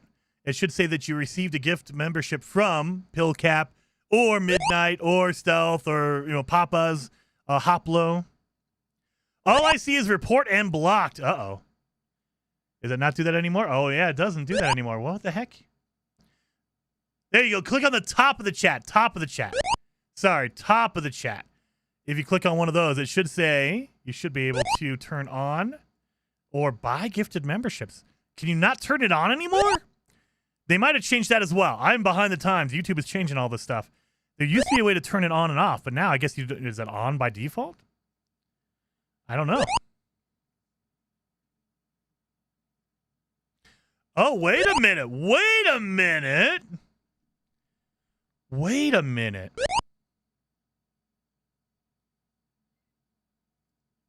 Let's see if I get you. Let's see if I get you on this one. I can give out memberships. How the heck? When did they do that? When did they change that? So I can give out memberships. They limit you on how many you can give because YouTube's not going to want to do that. But I can give out memberships too. Who'd I get? DJ. There you go. Samurai Jack. Justin. Marvin. Ed. There you are. Membership gifting is at the bottom. I know, but at the top of the chat, you see everyone's gifted membership. If you click on that, it'll should give you the option to turn them on or off, but it looks like it only gives you the option to buy gifted members. Jason is about 3 years ago. Really? Am I that old? You just have to be subbed to get one? Are you? Is it required you have to be subbed? Well, dang. And then they changed that. Well, either way, they let me give out gifted subs. I'll do that. Heck yeah, you guys. Keep that rolling. Get everybody in here. If you don't see the option in the top of the chat, then you must have pushed it once before. Yeah, I think once you turn it off, you have to go to your actual channel settings to turn it off, I think. Or maybe you just have to go to your channel settings to turn it on and off now. Maybe they removed it from the chat. I don't know. I'm old. I forget things. I'm an old man, you guys. You guys know. I'm an old man. I forget all this stuff. Dark Beholder says, Jason, to check, go to the join button, and then in the window, there's a 3 dot at the top where the option is. Okay. So if I do a, let's do a incognito tab. Let's see if I can pull this up. Where's the incognito tab? There we go. Go to YouTube, incognito. That way it doesn't know I'm here. Look for Jason Plays. Go to my stream. I'm here. Oh, look God, for Jason Plays. Don't mute that terrible voice. All right, this is going to be a little bit of Inception here. Let me pause that. That way you guys don't see that. Boom. A little bit of an Inception here. So if you go down here to the join. Oh, you need to sign in. Damn it! If you go to that join down there, it should let you turn on gifted and all that kind of membership stuff right down there. Go down there. If you're not signed in, you need to sign in, I guess. If they try to do it in incognito mode, it won't let you do that. Obviously. But there you go. So that's how you would do that. Just go down there and look for your gifted membership stuff. So you can turn it on. That way you can get one. And while I was doing all of that, John, thank you for the 5 gifted members, as well as Fancy Nancy. Thank you so very much for the super chat as well. Fancy Nancy. That's a really good name. I like that one. They had alliteration on there. And Andy says you must be classed as a personal account. Yeah, so if you're using a branded account, I guess you still cannot get memberships if you're a branded account. And if you don't know what that is, you probably are a normal account. Stream. Rolling on the floor laughing emoji. Rolling on the floor laughing emoji. What is that? Where did that come from? Where did that come from? I don't remember that at all. Someone just text to speech? Where did that come from? Uh-oh. I don't even know how that happened, but okay. I don't see anything else here. Did I get a, wait, let me bring up my Streamlabs. Did I get, no, it doesn't say anything there. I don't know. I don't know. Where did that come from? That must be Heather. Probably Heather. All right. Is anyone else having trouble spending their exosuit modules in abandoned mode? I'm on a PS5. I've tried everything I can think of, and I'm starting to think it's bugged. Spending their exosuit modules. Well, let's find out. I'm in abandoned mode right now. I'm on PC, though, so it's not the same. Not exactly one-to-one, but I'm on PC. Let's see if I can do one. So there might be a cargo drop pod nearby. Let's go try to do that. And then, is my thing broken? I was not expecting that. Leonard! Holy... Leonard Thomas. Dude, wild turkey. Much appreciated. 07 Leonard. 007 Leonard. Holy... Very much appreciated. There it is! Oh my god, what was the one before that? What was the one before that? 07. 007. Wait a minute, is my Streamlabs? Did you guys break the Streamlabs? Maybe the Streamlabs is broken now because it's not giving me notifications anymore. I think all the memberships broke Streamlabs, you guys. I'm not seeing my updates over here. Uh-oh, come on. I think Streamlabs is broken. You guys broke Streamlabs on my end. I'm not getting any updated notifications for Streamlabs. It's kind of going through on the sounds, I guess. Let's see. Recent events. There are no recent events. Yeah, it's broken. It's broken. There's so many memberships, it can't even keep up. It broke it. Well, that's great. Well, if I miss you, I apologize. I'm trying to keep up with everybody.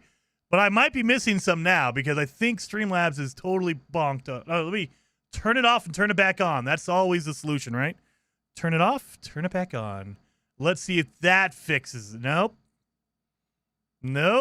Did not fix that. What the hell? Okay, I think it's broken. Alert box is not working? Alert box is not working. Recent events is not. What the hell? Okay, it's broken. Okay, I think it's still. Let me see. Let me run this one more time. That worked. Leonard, again, thank you, Leonard. Much appreciated. At least that's working. The sound works. Thank you so very much, Leonard. Nobody supports Jason more than me. Well, I appreciate that, Leonard. Very, very much appreciated, man. 07. Well, let's sell some stuff. I need to make room in my inventory. I got so much crap in here. Yeah, salvage data. Yes, let's do that. All right, we're going to save the exosuit expansion slot. We're going to test that out. I don't see any charts in here, so I can't find a, what's it called? I can't go over here. It won't let me do that. I don't think this will mark a, what's it called? A drop pod. I think it only marks the ancient ruins, but let's see. Let's see. Ancient ruin? Nope. Artifact chart. I thought it would give me a drop pod chart. Leonard enables Jason's habits. Absolutely he does. We went to join and check 3 dots. Accepting gifts is turned on, but I still don't think I can get one. Denise. Let me see something. We're going to test this out with Denise. Can I give? No, you can't do it. I can't do that. Nope. All right. And there's no way to give any particular person a thing here. Let me see. Can you give out a purposely gifted membership? No. Well, let's try this. Denise. Let's see. Denise, does it work? I got Pan Otter. I got Goatee McGoatface. That's a good one. Darian, Emmanuel, and Kyle. What is going on? I don't know. It won't let me give a particular chatter a member. This is where Twitch is a little bit more ahead of the curve compared to YouTube, because you can give any person a gifted member or a gifted sub over on Twitch. On YouTube, I don't see an option to do that. They will not let me give a particular person one. Ah, dang it. One day, I will mention it. One day they will let me do it. It'll be great. All right. Well, we don't have a drop pod here. Don't need any ammo. We're good. No drop pod here. I almost have a full stack of chromatic metal. Let's drop that over here. Okay. Well, let's keep heading north. We didn't see it. Was there anything here I needed to buy? Let me double check before I leave. Anything I need to buy? Metal plating we don't need. Nothing. Phosphorus we don't need. We don't need any of this stuff. Launch fuel we don't need. I wish it had charts in here. I should have bought the charts when we saw it last time at the market. That would have been good. So, and there's always a, let's see, unknown building right here. Do you think this is a ship? So the rumor is, people believe that around a planetary archive, there's always a crashed ship. Always. I've not run into that. I think it's happened once in like the 20 or 30 times we've tried. I've only seen once it happened. And then Lee with the gifted member that went to Lionheart. Thank you, Lee, the 07 for that gifted membership. Very, very much appreciated. Let's see what this is. This is obviously not going to be a crashed ship. I don't think it's big enough. But let's see. It might be just a trading outpost, or not a trading outpost, a market terminal. Or a plaque. Or a plaque. That's a waste. All right. Damn it. But yeah, there is a speculation that there's always a crashed ship around the planetary archives. Now, I will say that we've done it multiple times, and I think I've only found a crashed ship once. Once. Out of like the 20 or 30 times we've probably tried it. I've only seen it one time. So 1 out of 30 is probably not a good odd. Use the camera drone trick to scan around. That is very true. I didn't even think about that. Let's see. So if we just go up and look around. I mean, I don't see anything here, but maybe we need light. Nope, nothing. Nothing. Go up a little bit higher. And then Lee with the 10 gifted as well. Dude, Lee, very, very much appreciated. Lee, 07 Lee. And everybody doing the gifted members. Dude, everyone's going to become one. Leonard with another big super chat. Dude, very much appreciated. 07 Leonard as well. Watching and clicking like is enough, you guys. Yeah, seriously. It's always appreciated, though. It is always appreciated, but is never required. Thank you guys. Seriously.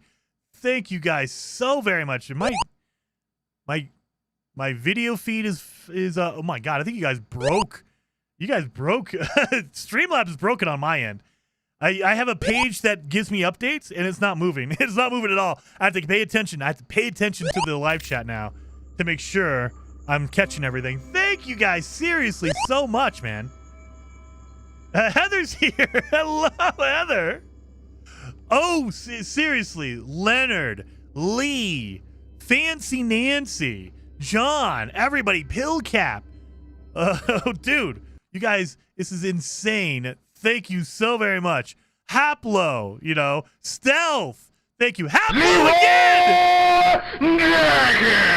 Haplo again! Dude, seriously, very, very much appreciated. It's never required. Hit the like button, hang out. But I sincerely appreciate it, man. Holy cow, you guys. That's insane. Absolutely crazy, you guys. I appreciate it. Dude, I have no words. Sincerely, from the bottom of my heart, I appreciate that. 07, you guys. Holy cow. Very, very, very much appreciated. Holy cow. Haplo. Absolutely. Haplo. Maddie. I almost missed that one. Maddie Mathis with the 5 gifted members as well. Dude, Very, very, very much appreciated. Jason's gonna stream until midnight. I can't. My wife would kill me. Today's our dinner night. Friday night has become our dinner night with me and my wife. So I have to get out of here. I have to get out of here for dinner. If it's no good with super chats if I'm dead. If my wife murders me, she'll get all my insurance money. So maybe it's worth it to my wife. Maybe she wants me to get murdered. Oh. Technology recharging. Dude, seriously, you guys, that's insane. Dinner night. Well, yeah, it is dinner night. It's Friday night. Falling. So my wife had a schedule change.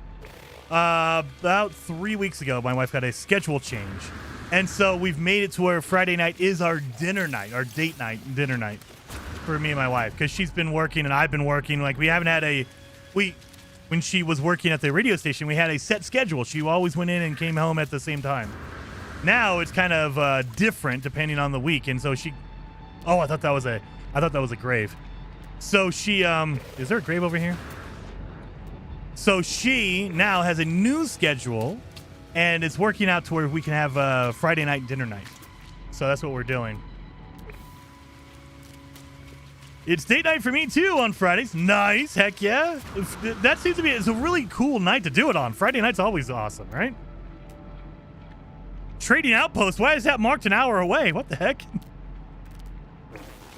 Well, we're going around the planetary archive. I'm not seeing anything here. Anyway, long story short, I can't go too late tonight, so or else my wife will murder me because we have a dinner night planned. Toxic protection. Falling. But we're not ending yet. We're not ending yet. Oh, wait a minute. There's a building over here, you guys. Oh, now you guys crashed out YouTube. Look at this. Streamlabs just crashed out. YouTube's crashed out. Oh, snap. Something went wrong while displaying the page for YouTube. I don't know if you guys can see that or not. But yeah, I usually have my YouTube page up so I can see all my chat and everything. And out of memory, you guys are killing YouTube as well. My God. Sincerely, thank you guys. It is absolutely bonkers, you guys. Thank you, thank you, thank you. Seriously. Let me reload that page. So yeah, it's only on my end midnight because I have my stat page with like all my likes, all my information on my stream. It's zoomed in on that. So let me do this. Boom. So I have all that information here. I have my chat up here. I have my stream information, like making sure my stream is up. And for whatever reason, if there's a lot going on, the page crashes on YouTube's end. And it's a YouTube issue. I've used different browsers. I've used different settings on my PC. It's a YouTube issue. I don't know what's going on, but it will crash out and out of memory. Even though I literally have a 4070 Ti Super that has 16 gigs of VRAM, I have 64 gigs of RAM in my normal on my motherboard. But for whatever reason, it runs out. What is that? What is that? There's something over there. So yeah, it's just a YouTube issue. Okay, guys, let's crush YouTube. Let's go. Ew. Yeah, YouTube did get crushed. Toxic protection. YouTube has an update if you haven't done it. I did update. Well, I shouldn't say that. I always update every Saturday. So if anything goes wrong or anything breaks, I want to make sure it's on a Saturday so I can always fix it. Oh my God. There's a plaque. That's not useful at all. So I do that purposely because if it breaks, I can fix it or I can at least find it. Now, on Wednesday, on the 1st of October, Microsoft pushed out an update, and it wasn't optional, I guess, because as soon as I booted up my PC, instantly wanted to update. And I was like, well, okay, great.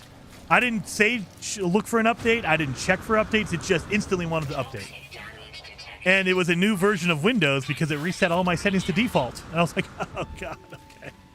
So yeah, that's why generally I don't like to update because Windows, Microsoft, they like to reset settings sometimes. Sometimes they'll do it for USB. Sometimes they'll do sound settings. Sometimes it'll be a weird setting you don't know about for a week or two, and then you realize something's not working right. Anyway, so I probably will check tomorrow if there's a new YouTube update. But I do use the web browser. I don't use an app for that. So if it's an app update, then it's not going to affect me. Unknown building up here. Are you gonna stream Yote next week? I might, because I know it came out yesterday. It came out, I think it was out yesterday, right? Officially out yesterday. So if you guys are interested in Ghost of Yote, because that looks good. I like the Ghost of Tsushima. So, and it looks like it's just more of that, which, okay, I'm digging on that. If you guys want to, maybe I'll put up a vote over the weekend, Mark. You got to make sure to vote in the poll, Mark. Maybe I'll put up a vote and see what you guys want to see next week. We are doing Grounded 2 on Monday. Keep that in mind. Grounded 2 with Heather Silvermist and Golden Gek on Monday. They just got a new update. The what is it? The hairy update? The long and hairy update? They got the Tarantula update for Grounded. Is out right now. I think it came out on Tuesday. It came out the day after we played, I think. So we will be exploring that on Monday.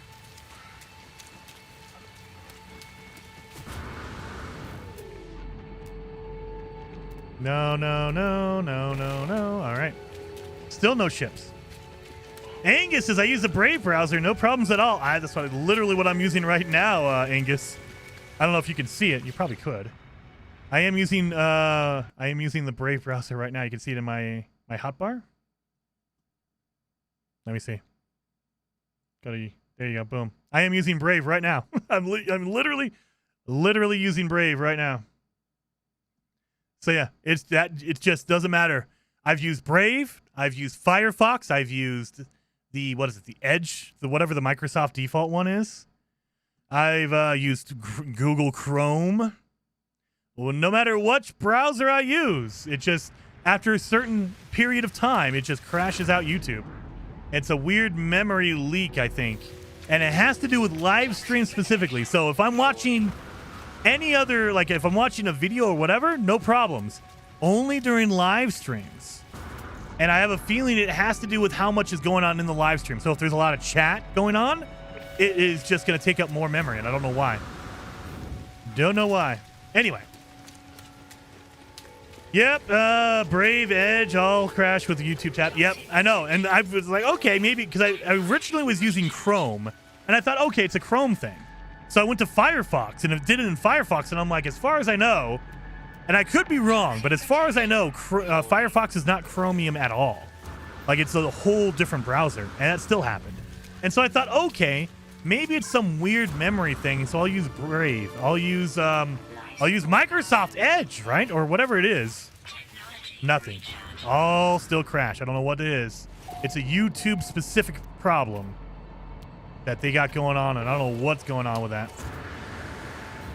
Anyway, and again, it says a video out of memory, and I'm like, if it's VRAM, I got 16 gigs of VRAM in my graphics card. I don't think it's that. If it's regular system RAM, I got 64 gigs of system RAM. So hopefully it's not that. Mark it again. Okay, let's see if we get a drop pod here. Come on, drop pod chart. Of course not. Why would he give me a drop pod chart? I can sell nothing. No, I got nothing. Nothing to sell. And we don't have any, there's no wiring loom. I haven't seen a wiring loom in a while. And there's no drop pod anywhere. So yeah, great. No drop pod charts, no wiring loom. I don't even know. Anyway. Dark Crow says, Jason, is Brave a good browser? I really, really like Brave a lot. So, I don't have any like affiliation with Brave, so it's not like a sponsorship or anything, but I do use Brave more now that I installed it because I was testing to see. And the thing I like about Brave is there's a lot of default settings built in.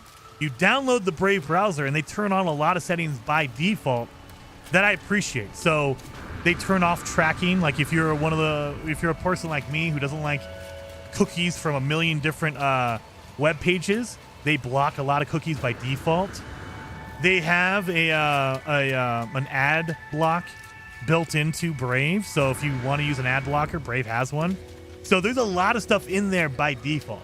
If you hate all that stuff, then I wouldn't recommend it because it's on by default. You have to go in and change it.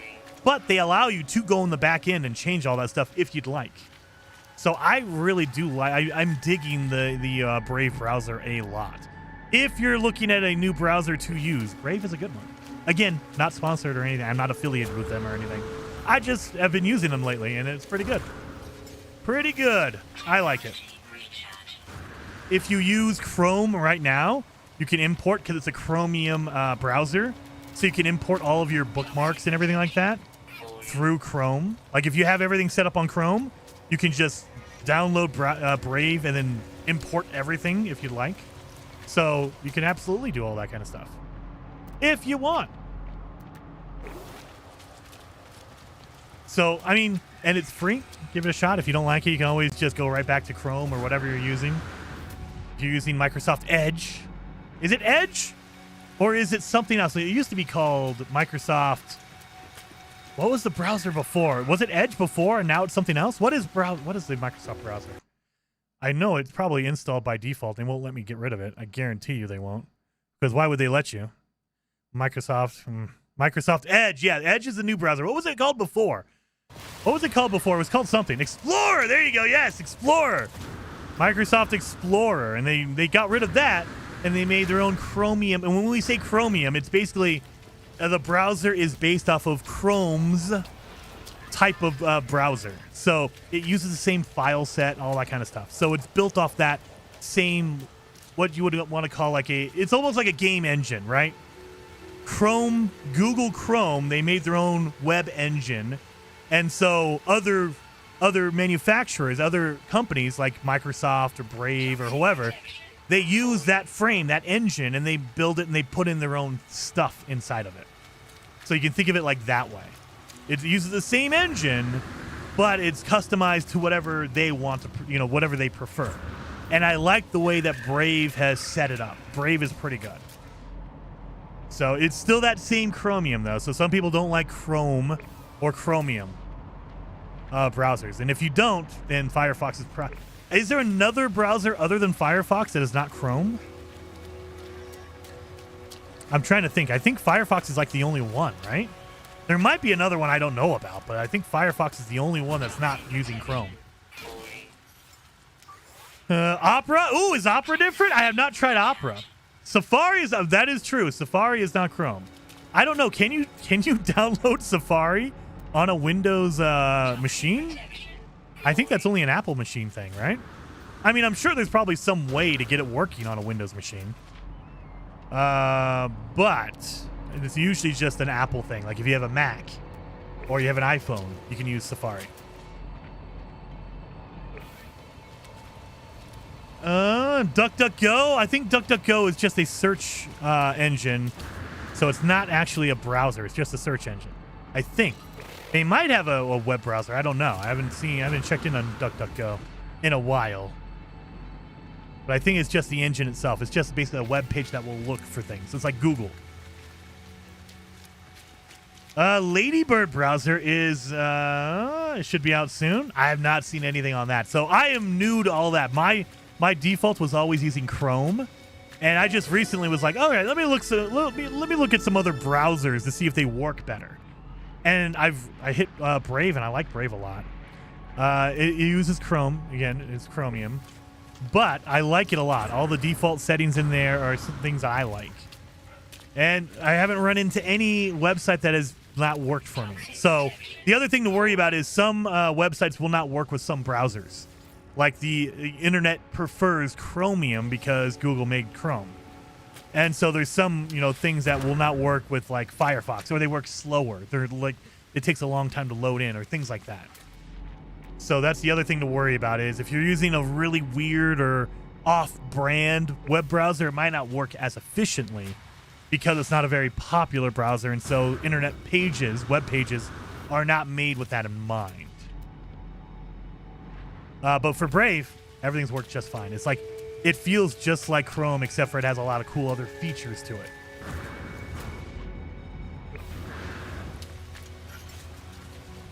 Easy, Jason, sir, what time are you streaming till? I am streaming for another 53 minutes, 53 minutes, so a little under an hour.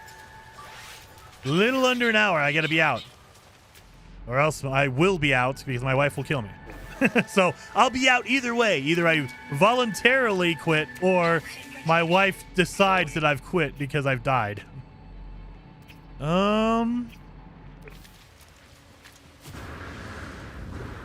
Dang, we need a ship. I know. I've been looking, man. 3 hours today. We haven't found a ship yet. And well, speaking of that, we should probably go look at the Discord. Have you guys been putting any more ships in the Discord? I think we caught up. At least, you know, we caught up until about an hour and a half ago. Have you guys put any more ships on that Discord? Can we go look over there and see if you guys, what you guys have been making?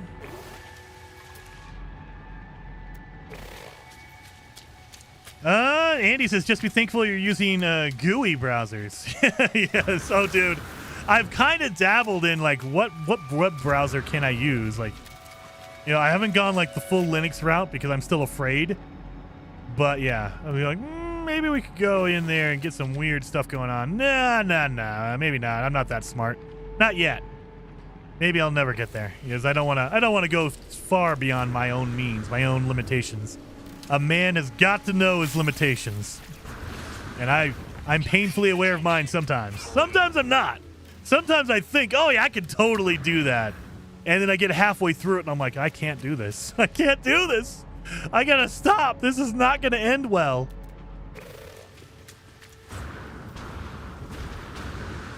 Gaming Legends says, anyway, I gotta go. See you later. Well, Gaming Legends, thank you for hanging out, man. Very, very much appreciated on that. She's only sweet on camera. Oh, wait. Oh, dude, yes. She is like, she's a sleeper killer. You guys don't, if you look at my wife, you wouldn't know it. She'll murder you in a second. Maybe it's just me. Maybe I just have that effect on her. I don't know. She's probably the sweetest person to everyone else. She's gonna be so mad. I'm talking all this trash about her. She's like, why you tell everyone I'm gonna murder you? That's not fun. What are you doing? Oh. Leonard! I looked over as soon as it popped. Sorry, I have had more scotch than I can handle and I'm feeling great. Well, I appreciate it, Leonard. Now, I'm going to start feeling guilty. I don't want you guys to think you have to. I appreciate it.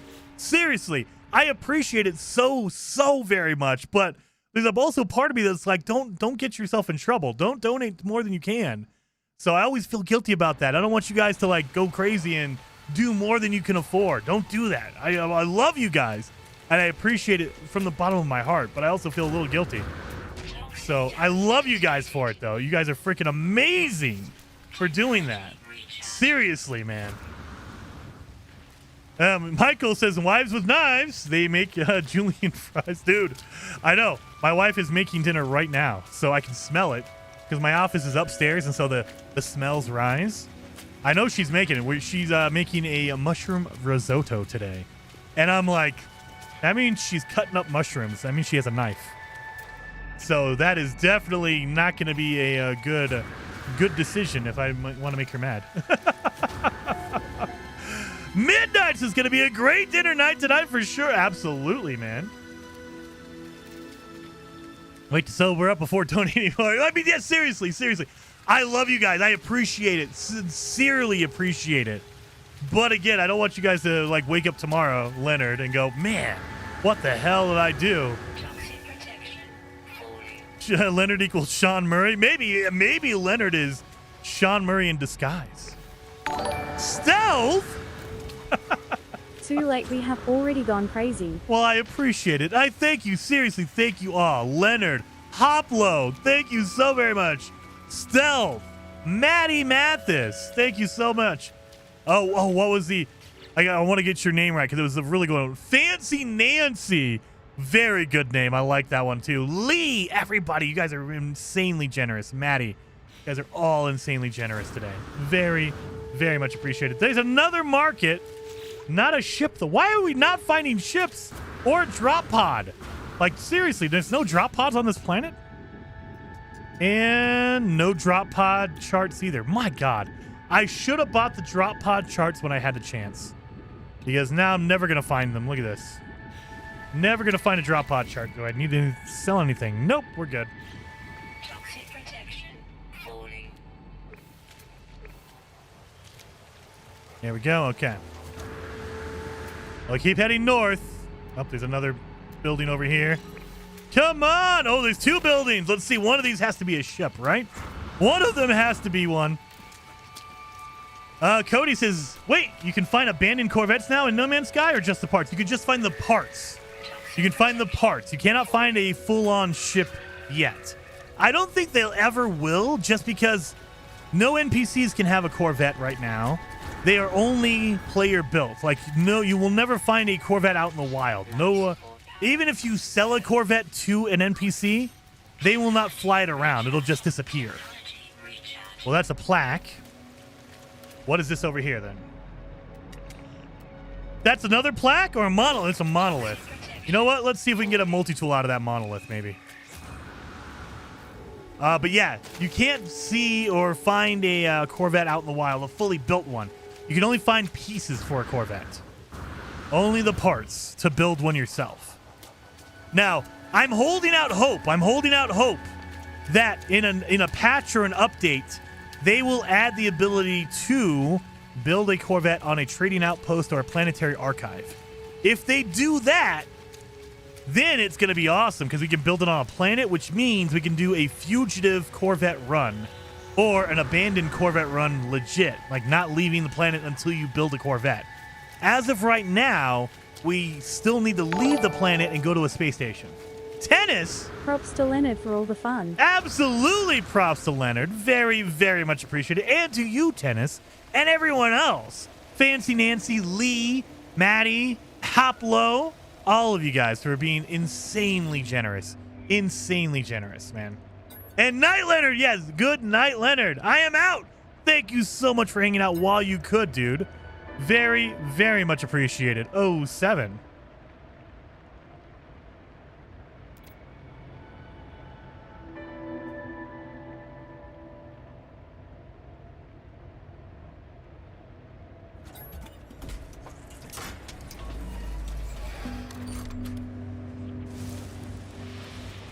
New piece of multi-tool technology.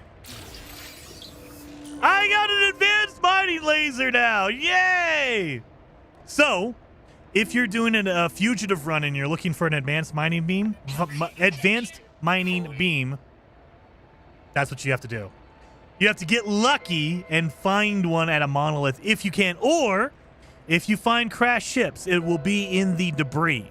If you look for a technology in the debris, you will find this. This will be the first one you get. So either way, you can do it. I haven't found a crashed ship yet, so this is the only way I could do it. So now, we just need a wiring loom. We need a wiring loom. Well, thank you, Frank. I appreciate that for becoming a member on the channel. You're now a fellow traveler, Frank. 07. So yeah, it's very rare that you find a, oh man, I'm out of batteries. Uh-oh. Let's get some batteries while I'm here. It's very rare that you find those monoliths. It's a random chance. So it's not normal, but you have the option. It can happen. It can. So if you're on a fugitive run and you see a monolith, it's always worth checking out because you never know. You could run into the one that has the technology, or sometimes they just give you a direct multi-tool. So you can find a multi-tool through a monolith as well. So you can do that. It's very rare. It doesn't happen all the time, but it can. I know. I'm making batteries right now. Let me get my batteries going here. Here we go. So now let me pop the batteries in there. Beautiful, thank you. And then Firefly Knight, thank you for becoming a member as well. You're now a fellow traveler, 07. What is the drink of the day? Midnight. I bought I found this. This is a new drink for me. It is called the Sparkling Ice. Usually you see the bottles. I found a can that had caffeine in it, and it is a black raspberry. I also, as a backup, this is pretty decent. It's not great, not bad. It's decent. But as a backup, you guys know, I have my blackberry Dr. Pepper as well. But I don't know what it is. Black raspberry. Black raspberry is pretty good. It's pretty good. It has a really, really sweet taste to it, though. Like, it's overly sweet. Man, wiring looms, the intergalactic scam. I know. And the only way to get me to get one is to find one or to destroy technology. I can make a nanotube. So now I just need a wiring loom, which is you can only buy these. You can't build them. And so you either buy them, or if you get a technology upgrade, you can destroy it and get one. So if I destroy one of these, I will get a wiring loom out of it. So I don't want to destroy that. All the upgrades I have are very, very good. So that's why I'm trying to find an upgrade that I hate, like some worthless upgrade. A C-class upgrade. I'll destroy that and get a wiring loom.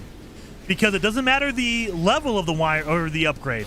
It could be a C-class, a B, an A, or an S. Doesn't matter. They all give you the same amount. So if you're going to destroy an upgrade, you might as well destroy a C-class upgrade, right? Because a C-class is not going to be worth very much, but it will give you a wiring loom. And that wiring loom is worth a lot. I found 6 out of 8 animals on this planet. What do we have left? Underground, rare underground. Okay, so if you find a cave, they will spawn up around the cave. Oh, this is not a cave, obviously. Damn it! Maybe it's a cave. Oh, no, this is a cave. It is a cave. So if you just wander around in a cave near an opening, the rare animal should appear. So I need 2 wiring loom.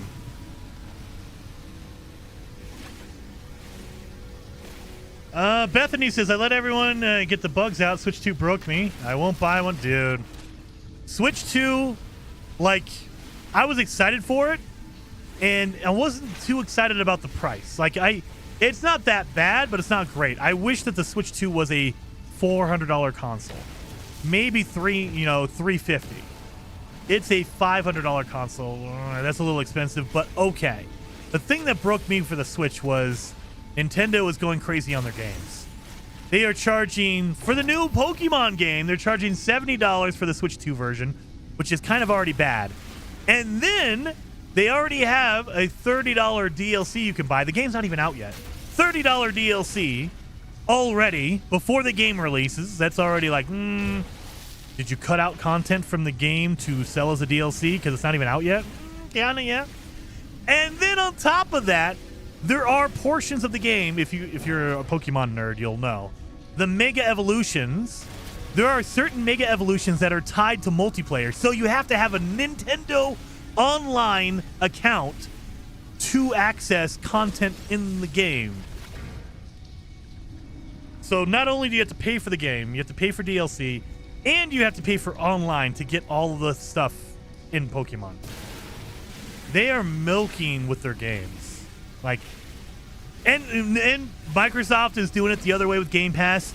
And it's not to say that Sony is innocent either. And Sony has been increasing the prices of PS Plus and the prices of their PlayStation 5 consoles. Like the PS Pro and the PS Baseline are increasing. So everyone's going nuts. Everyone. No one's innocent. So it's not like I prefer one or the other. I hate it all. It's all, like, disgusting. It's all just, what the hell are you guys doing? Nobody's innocent. You know what? The only one who is innocent right now is Hello Games. They keep releasing free DLC. Hello Games is the shining star in the darkness right there. They're the only company I absolutely love without any reservation. Any other time, I'm like, yeah, they're cool except for this part or that part. Hello Games. You know, the only thing I'll say, Hello Games, get rid of the target sweeper, please, for the love of God. Get rid of the target sweeper. That's all I care about. Get rid of the target sweeper, please. Other than that. That's the only thing I ask. All right, we need more ferrite dust now. We got a whole bunch of cobalt. Let's go north. There we go. There's another one right there. 1 out of the 2. There should be one more animal around here somewhere. Nope, not yet. Did we skip a building I didn't know about? Because I'm pretty sure we went to the building, right? Is there an unknown build? How are there unknown buildings I haven't seen over here? Daniel Hipley! Wait a minute, do I have multiplayer turned on? Oh, some multiplayer's turned on somewhat, I guess. Let me do that. I don't want anyone to kill me. I had PvP turned on the whole time. You guys didn't tell me. You guys didn't tell me the PvP was turned on. Holy cow. That would have been a nightmare. That would have been a nightmare. Someone just comes over and kills me. Did I miss these buildings? Or wait a minute. These are the plaques that I didn't go to probably, right? These are plaques, I guarantee you. Because if you, they still mark it as unknown, even if you look at it and know what it is. Unless you go to it, it marks it as unknown, I think. So this is probably the plaque that I ignored because it's a plaque. Yeah, it's a plaque. You don't need this. If you scan something, it should tell you and it, get rid of it. Like, look at it. It's still unknown, even though I can see it. I'm literally looking at it. It's not unknown. I know what it is. It's terrible. All right. Well, let's keep going. There's our knowledge stones for our monolith. Midnight says, dang it! He saw it was. Yeah, dang it. Scar says, Jason, Hello Games will allow you to remove the target sweeper for $19.99 a month. Don't give them ideas. Even though I don't think Sean Murray, I have more faith in Sean Murray than that. I think that they wholeheartedly love the target sweeper. I don't know why, but I can understand that. Like, they added in a feature they believe in. They think it adds immersion or something. I don't agree with them, but I respect that they did it. Like, okay, they're making the game they want. They're not charging you money for it or anything like that. They're just making the game they think is good. I don't agree with them because the target sweeper is trash, but that's what they're doing. It's like, okay, you know what? 100% do what you want to do, man. You be you, buddy. I just don't like the target sweeper. Give me the option to turn it off, please. Let me turn it off, Sean. Please let me turn it off. Toxic protection.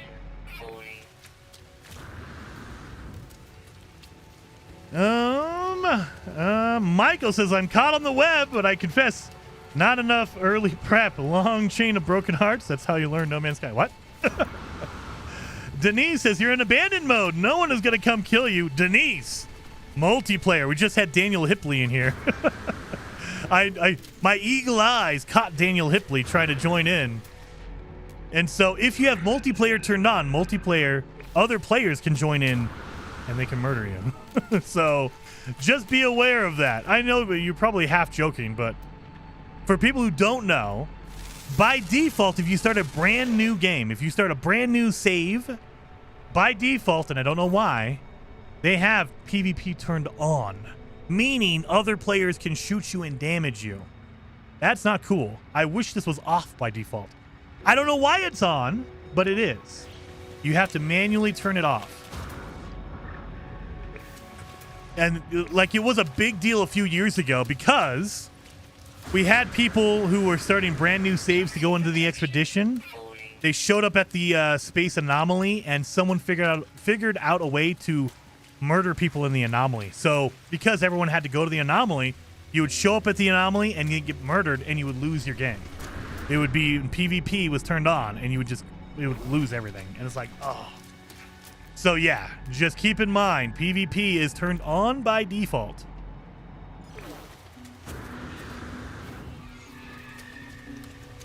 John says, why is the tech in my Corvette always rearranging? Are you editing your Corvette? So if you edit your Corvette and you add in more shields or more engines, it will adjust your settings or your layout because it's adding in more shields or more engines. And so it will adjust and move your technology because it's trying to add more in. Let's go see where the miner settlement is. I don't know. It's probably not going to be nearby, but let's see. Guess we found an antenna.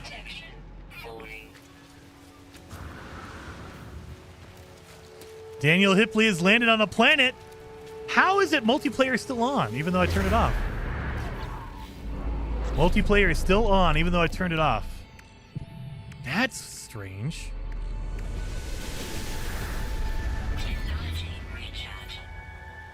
Miner settlement detected. It's behind me. 23 hours away. Well, we're not walking to that one. 23 hours, I'm good.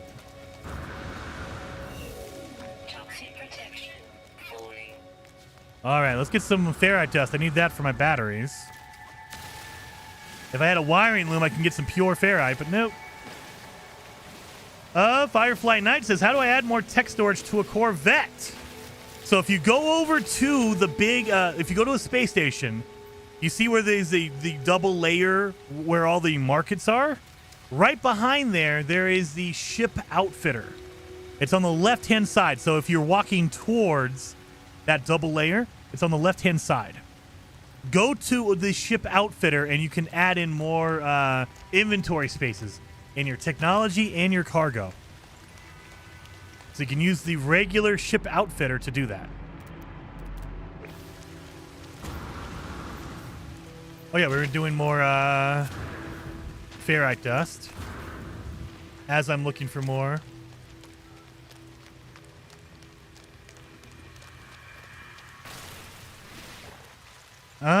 How do I add? Oh yeah, I did that one already. Philip says I just turned off PvP for the first time. Yeah, I know. Most people don't know about it because if you're not in multiplayer, you're not running into other players. You don't know it. You don't care because it has no effect on you.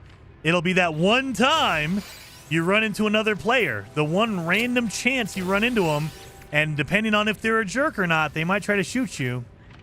And you'll find out the hard way that, oh, my PvP was turned on. Thank you. I didn't turn it on. The game just wants me to play in PvP, I guess.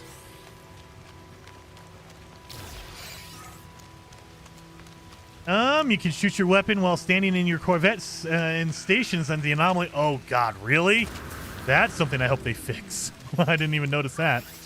Technology recharge. Boom, boom. Boom, boom, boom. Protection. I know. Let's get some more ferrite dust. I think that'll be a good one right there. Already seen you. I got one more animal I need to scan, and I'll have my my entire planet scanned.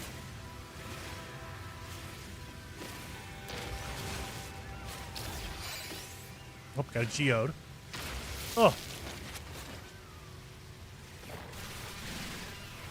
Space jerks are universal. There is no escape. Exactly. Exactly.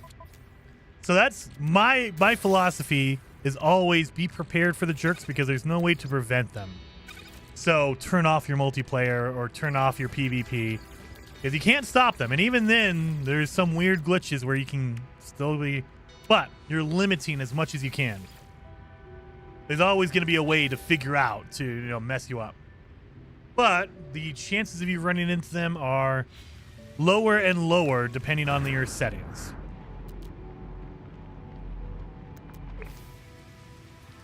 Jason, stream is great, but I do not forget to quit in time. Oh, I know. I still got half an hour. I keep looking. I don't know if you guys noticed.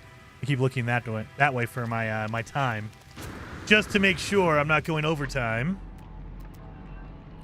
Bum, bum, bum. There's a Heather gas cloud behind me. Look at that. Look at that. Gross. So, and I believe Heather will be streaming tomorrow. Heather, are you streaming tomorrow? Are you still in the chat, Heather? I don't know if she's in the chat. She might not be in the chat. She has, a life to live or something. I don't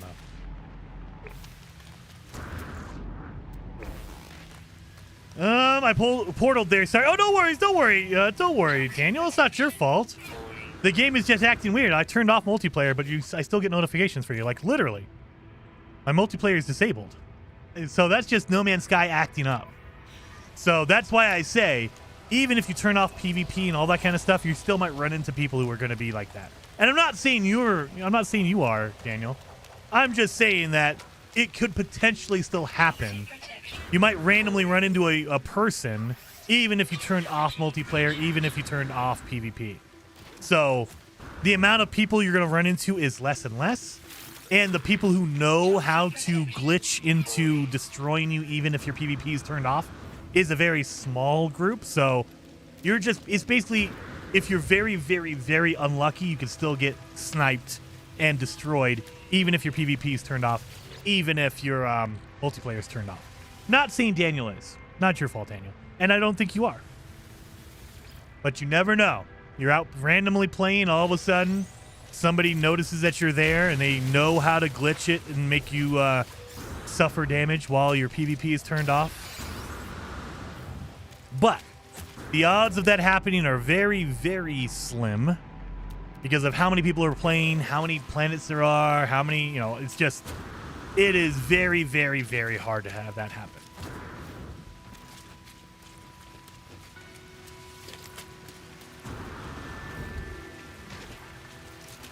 And I mean, if you guys want to try to join in, I can give you my, my glyphs if you'd like.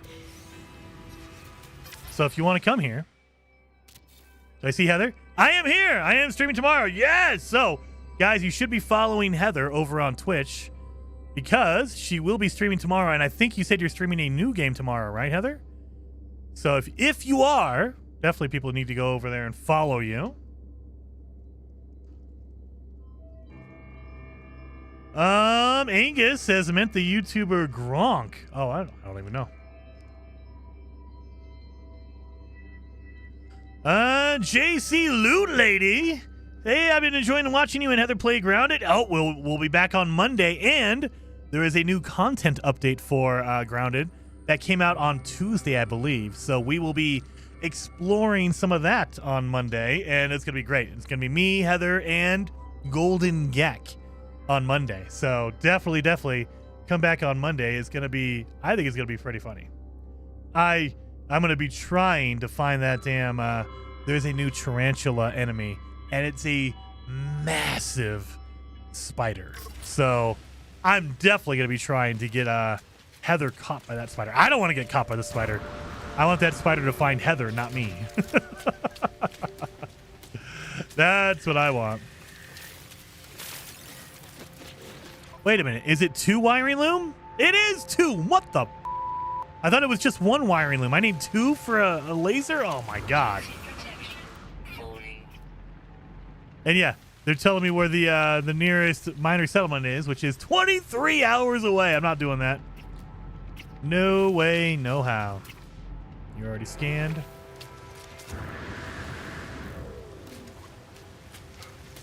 No. Well, don't you worry, Heather. I'll make sure of it. I will find it and run back to the base if I need to.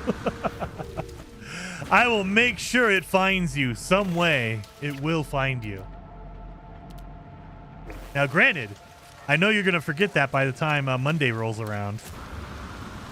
So, you're going to be busy tomorrow with your new stuff. What is... You see this right here? I got a seam in the world that looks down into a cave underneath me. Look at that. I've been noticing that more and more. We've had a lot of, like, texture weirdness going on. I don't know what's going on with that. But yeah, I'm looking down. I got air holes down into a cave. And then if I do this, it fixes it. Look at that. Anyway. Look around. The underground animals are not around here. Well, let's keep going north. I'm avoiding the wolf spider. Oh, dude. Loot lady. Wolf spider is bad. I have a feeling that tarantula. It looks like I saw the trailer for the new update. The tarantula looks even larger than the wolf spider, like a lot bigger, a lot larger. And I'm like, oh, it's going to be great. Ah, movement module. I want that. And it's a good one, too. Oh, my God. It's a pretty decent one. So I could destroy that and get a wiring loom out of it. But I don't want to. Just like I could destroy this one and get a wiring loom, but I want to fix it.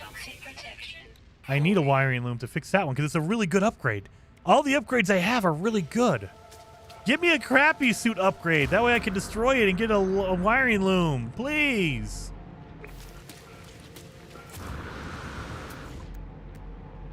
Dang it. That's all right. Let's see if we get another upgrade out of one of these things.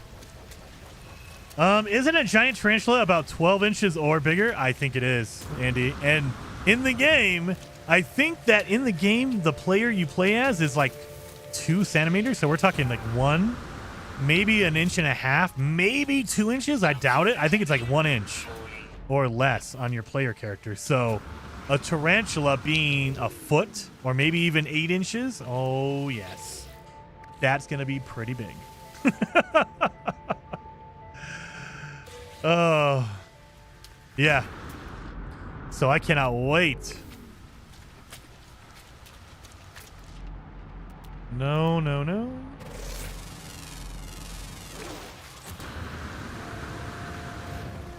Toxic protection. Falling. Give me an upgrade I can break. I'm not going to call a spider even if a tarantula by its name. No, no, no, no, no. Oh. It's going to be great. Monday, I cannot wait for Monday. It is going to be so much fun. So much fun. Wait a minute. Have we made more? We did not. Mark! 12 inches. That's what she said. Wait. That's what she said. That is what she said, Mark. And thank you for the super chat, by the way. Very, very much appreciated. 07. Critical damage taken. Why? Oh, chill out on the jetpack for a second before I die. A distress beacon is 16 hours away. Wait a minute.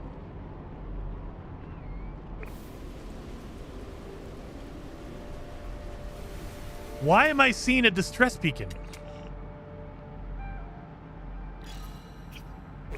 It wasn't marked for me. What? I mean, let's go that way, I guess. But 16 hours is a long, long time. I don't want to walk for 16 hours.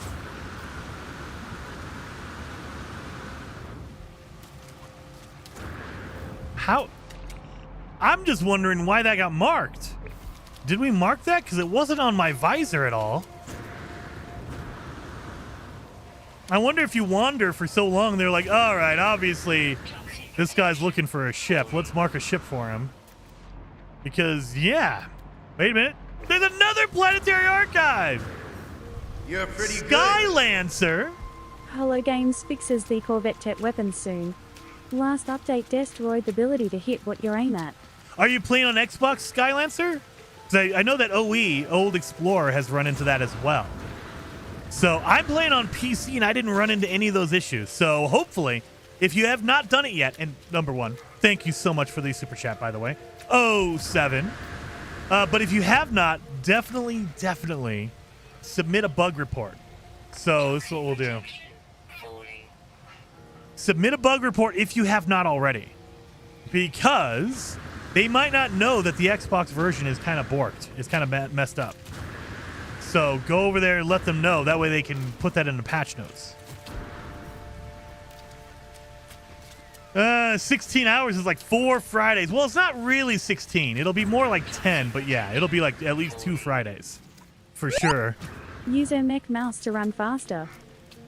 Christian, I wish I don't even have access to the mech mouse because I haven't even gotten to the space anomaly yet. So this is a brand new, fresh save. I don't have any of that stuff with me. So I don't have the mech mouse. I don't have anything like that. I mean, I don't think I have the recipe to make a, Oh, we do have a pellet. Okay, we do have pellets, thank God. So I could ride an animal. I just don't know how fast they would be. And animal might be fast enough, maybe. Let's see if we can find some dang charts in here. And then thank you, Christian, also, by the way, and Skylancer, thank you for the super chat, as well as Valenrook with the 20 gifted members. We are over 200 members in this stream. This brand new members in this stream alone. 200 members. Holy. Thank you all so very much. 007. To all of you guys being insanely generous. Thank you. Jason, have you seen a game called Repo? I have. I have not played it yet, though, Caleb. I've seen it, though, and it looks interesting. I have not played it yet, though. Oh, look at this. I'll take all that chromatic metal. No wiring loom and no charts. Well, dang. Can I sell anything? Do I have anything to sell? I can sell a Gek Relic. I can sell a salvage data. And that's it. But yeah, I have seen it, but I have not played it myself, Caleb. Scar says also Axel is a hip-hop anonymous, commonly known as the pumpkin patch tarantula. Oh, God. I don't want anything to do with any kind of spiders like that at all. Nope, nope, nope. I'm good. Don't need to. Don't want to. Don't even want to mess with it.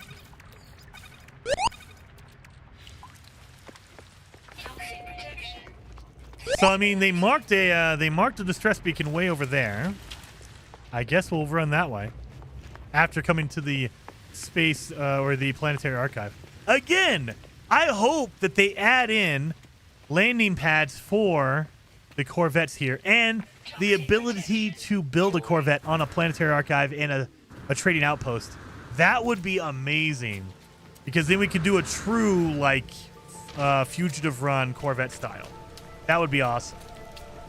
Thank you for entertaining, Jason. Well, thank you so much, Christian, for being supportive of the channel, man. 07. Matt says, are you going to play the new James Bond game? I ever played Hitman. I love Hitman. I love the Hitman games, and I'm interested in the James Bond game simply from a mechanics point of view. Like, it looks good mechanically. Like, I love Hitman. I love that formula, that style.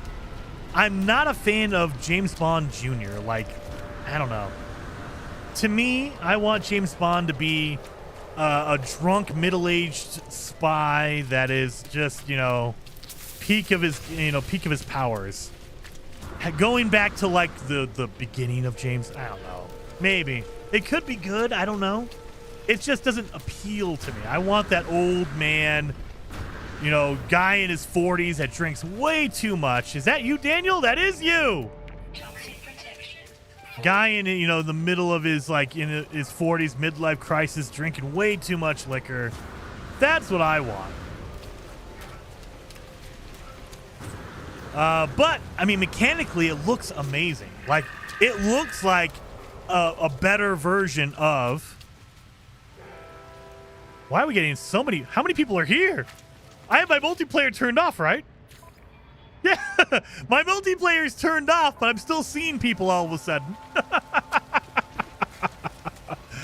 They're gonna go take my distress beacon. They're gonna go eat. They're gonna take my my ship.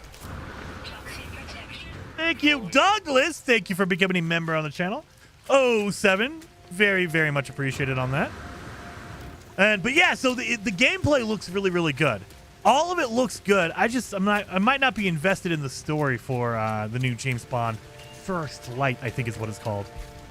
It's just, I hate when they try to go back and explain the origins of something. Sometimes you don't need to do that.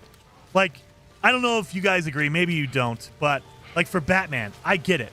I know his parents were killed in an alley, and this is all we've seen the beginning of Batman a million times. I'm done. I'm good. I'm set. I don't need that anymore. Give me Batman. You know what? I much would prefer an old man Batman. Give me 57-year-old Batman with bad knees still trying to murder people. Like, that's what I want to see. I want to see old man Batman. Give me Batman Beyond. That would be awesome. And just like I want to see old man James Bond, I want to see James Bond at the end of his rope. Like, he's been doing this for 30 years, and he's drank too much. He has liver problems, and he needs pain medication for his knees. That's what I want. That's part of the reason why I like Max Payne 3. Max Payne 3 is one of my favorite Max Payne games because they delve into that a little bit. They don't really go into it, but they do a little bit. They talk about how he's addicted to pain medicine. That's why you use painkillers to refill your life. He's addicted to alcohol. He has an alcohol problem. There are scenes where he's running into issues because he's drinking too much. Oh, there's a minor settlement here. Hello, Daniel. I'm assuming that's Daniel. That is, yeah, Daniel's starship right there. Hello, Daniel. Even though I'm not in multiplayer, I can see you. Hello. Stop describing me, Jason Frank. That's exactly. I want that. That would be more interesting to me. And I know that's being selfish. I know that's probably not the popular one. They're going with James Bond as a young man because it's more popular. I get that. I get that. But just for me, as an old man myself, I want to see old man James Bond struggling with alcohol addiction. Like that trailer I sent you. Yes, exactly, Mark. That movie, dude. I am all in on that movie. Absolutely. I can't even remember what it is. I know it's is it French or Italian? It seemed like it was a French movie for sure. But yes, Sean Connery is the real James Bond. Wolves Den. I actually prefer Roger Moore a lot. So all respect for Sean Connery being the original, the man, the OG James Bond. For me, I much prefer Roger Moore. The one-liners, the lightheartedness, I like that version of James Bond. I want it to be half jokes, half cool gadgets, sprinkle in a little seriousness here and there, but I want it to be more fun-loving and one-liners. I want it to be, live and let die, that kind of setup. That would be awesome. And give me the old man, my knees are shot, my liver is failing, but I still can't stop drinking. I want that too. Well, we have a crash freighter here. This is a new one. Look at all of a sudden now we're running into all the new, after what, 6 hours of running around? Now we're running into all the new stuff? Like, what the heck? First time we've seen a crash freighter. So you can find Corvette parts in a crash freighter. It is very rare, but you can find them still here. You can find them in, like, pirates you shoot down. Not in abandoned mode, obviously. But if you shoot down pirates, sometimes they'll give you Corvette parts. The only guaranteed really easy way to get them is scrap. Go to salvage scrap. That will give you parts almost guaranteed. I think it's like a 50-50 like odds, whereas this is like 10 to 20%. So it still happens, but not quite as much. Let's see. Jaws was the best villain. Odd Job for sure. That's a Sean Connery movie, but Odd Job. I like Odd Job more. Polyfiber. See, I didn't get a part out of there. I got polyfiber that I could sell. And there's trees growing out of this one. It's been here for way too long. Oh, really? My hitbox is hitting the tree. Look at that. The hitbox for the tree is so big. I have to destroy the tree first before I can get to the door. Open the door, please. Oh, I have to hit the other tree. Sorry. There we go. So this is a weird crash freighter. It has trees growing through it. Usually they don't have that. Exocraft! I wish I had an Exocraft. Oh, I got an upgrade for my my suit. I wish I had an Exocraft. I don't. I do not. So because we started a brand new save, I don't have any of those blueprints unlocked. I wish. That would be awesome. It'd be really, really fast. I can search for a crash ship and I can go to it faster because I'd be driving there. But sadly, I do not have that. George Lazenby was good as Bond. The only once, however, well, I mean, yeah, only once for real. Mark! Oh, it will do it over on Twitch, but it will not do it over here on YouTube. I wonder why that is, Mark. I wonder why that is, because you did do that over on Twitch and it read it for you. Over on YouTube, it will not say Pussy Galore, which is a character from a Bond movie. For whatever reason, YouTube, I don't know why, they don't like you saying that word. But yeah, George Lazenby was good. I mean, I will argue, like, a lot of people give him crap because he wasn't good as Bond. But the argument I would say is that his movie was the most influential because of On Her Majesty's Secret Service is referenced in a lot of modern Bond.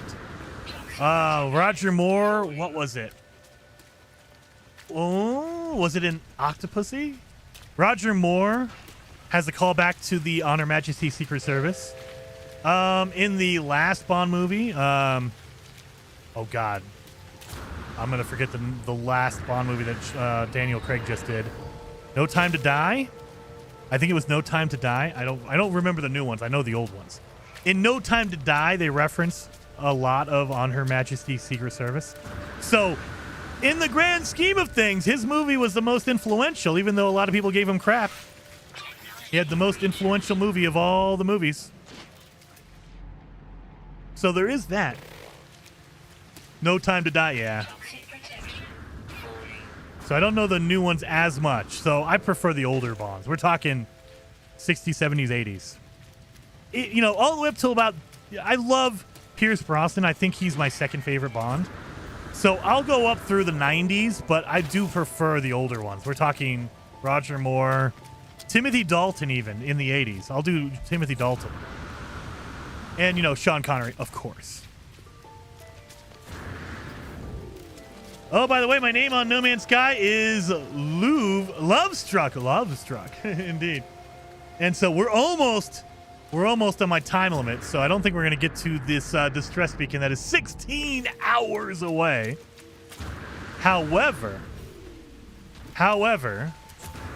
we can go look at some ships over on the Discord. But before we go, I want to go look at the ships over on Discord.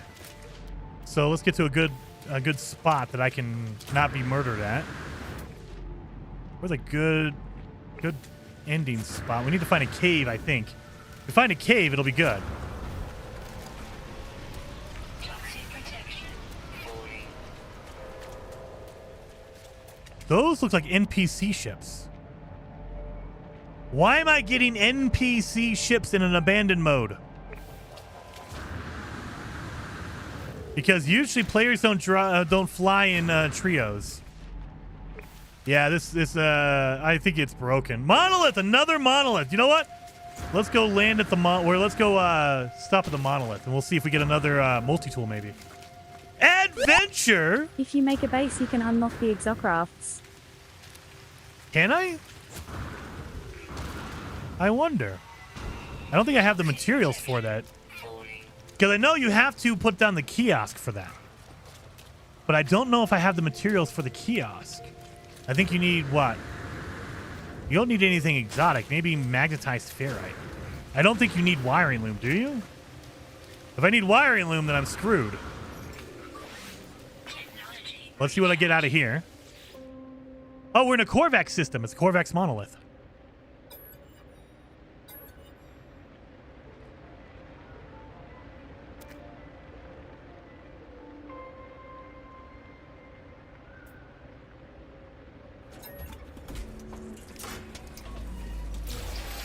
I got words. Okay, I learned words. And I got a Korvax casing, so I could look for a portal. Let's see if there's a portal nearby. Oh, of course! Oh my god! The portal is closer than the distress beacon is. Look at that.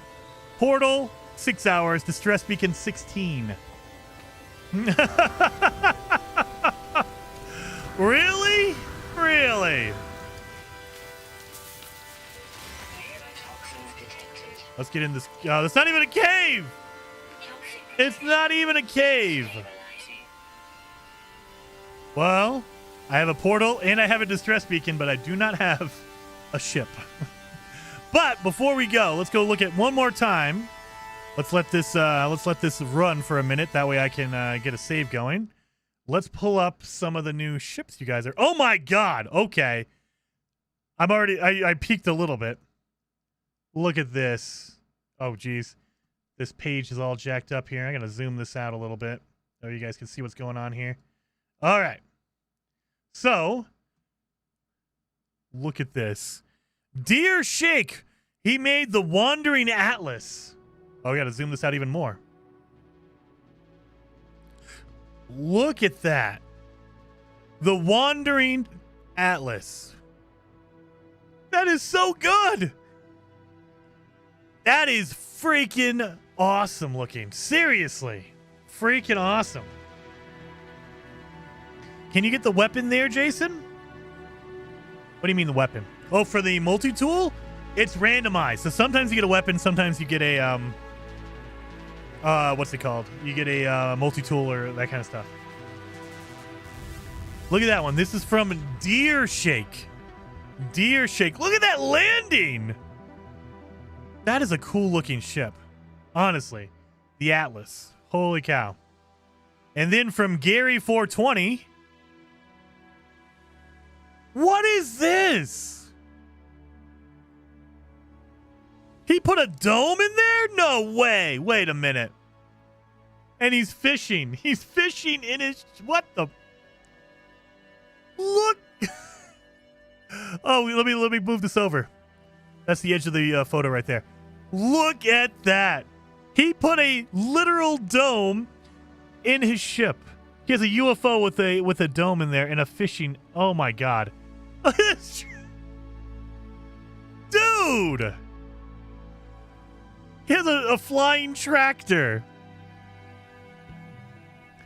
Dude. This is absolutely insane.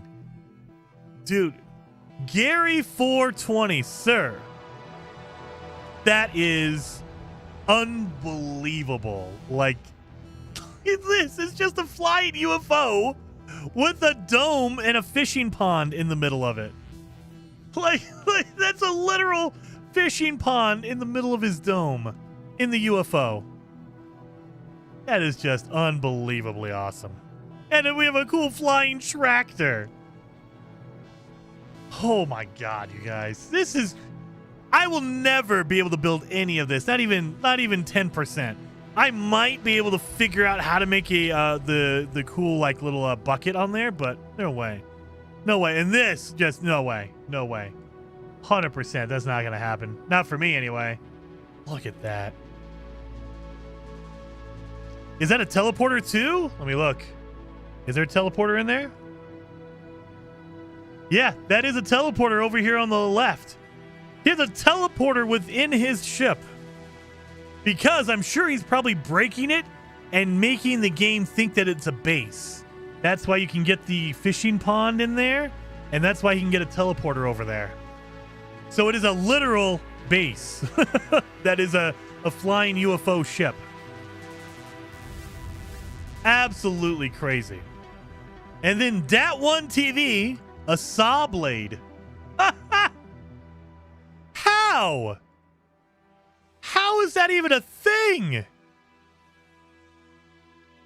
Like, oh, he's using reactors as... Oh, my God. Look at that. Dude. All of this stuff. There's no way in a million... And this is just the beginning. I have a feeling that they are going to add more to the shipbuilding as they get it to work better and optimize it. And this is just the beginning. Like, unbelievable the amount of creativity here. Look at that. That's the underneath, the blade bottom. Like, what the hell? Dat1 TV, man. Seriously. And then we have Big Red One with the stealth bomber. Is that what you called it? Wait a minute. Let me see. It is called the carbon-based B-2 bomber. Yep. B-2 bomber on this one. That is pretty epic. That is definitely a B-2 bomber. Look at that. That is so good. And then the Blue Wedge Fighter. Ooh, look at that. That is pretty good. That's pretty slick. I like that. Blue Wedge Fighter and then the the stealth bomber. Jason, you're late. I know. I need to call it here. I just one more. We'll do one more. Angus, we'll do yours. Angus McFive. Here's another ship from Angus. Whoa, you have engines on the back? Wait a minute. What's the front? What's the back? Okay, that's the front right there. So when you're flying, that's the back. The trails go backwards. Look at that. Angus, dude. Yeah, look at the trails are behind you. That looks epic right there. Looks like a pelican, kind of. I mean, if you can see it from kind of the nose, but yeah. And he has a cool grave on the top, the cool Atlas thing up there. Dude. The amount of creativity, you guys, is just mind-blowing. So, thank you guys so much for hanging out. I gotta go. I have a dinner to go to attend. But before we go, we are going to go raid KJ. We haven't raided KJ in a while. KJ is streaming with Lava. So we're going to go over there, show her some love, hit that like button over there, and I will be back on Monday with Heather Silvermist and Golden Geck. We'll be playing Grounded. Don't forget, we'll be playing Grounded. The new update is out for Grounded, the Tarantula update. So I will be doing my best to make sure Heather finds that tarantula. Not me. I don't want to find it. Heather will be finding that tarantula, not me at all. Thank you guys so much for hanging out. I will see you guys over in KJ's stream, and if not, I will see you guys on Monday for a Grounded stream. Either way, hopefully you guys have a good weekend, and I will see you guys next time.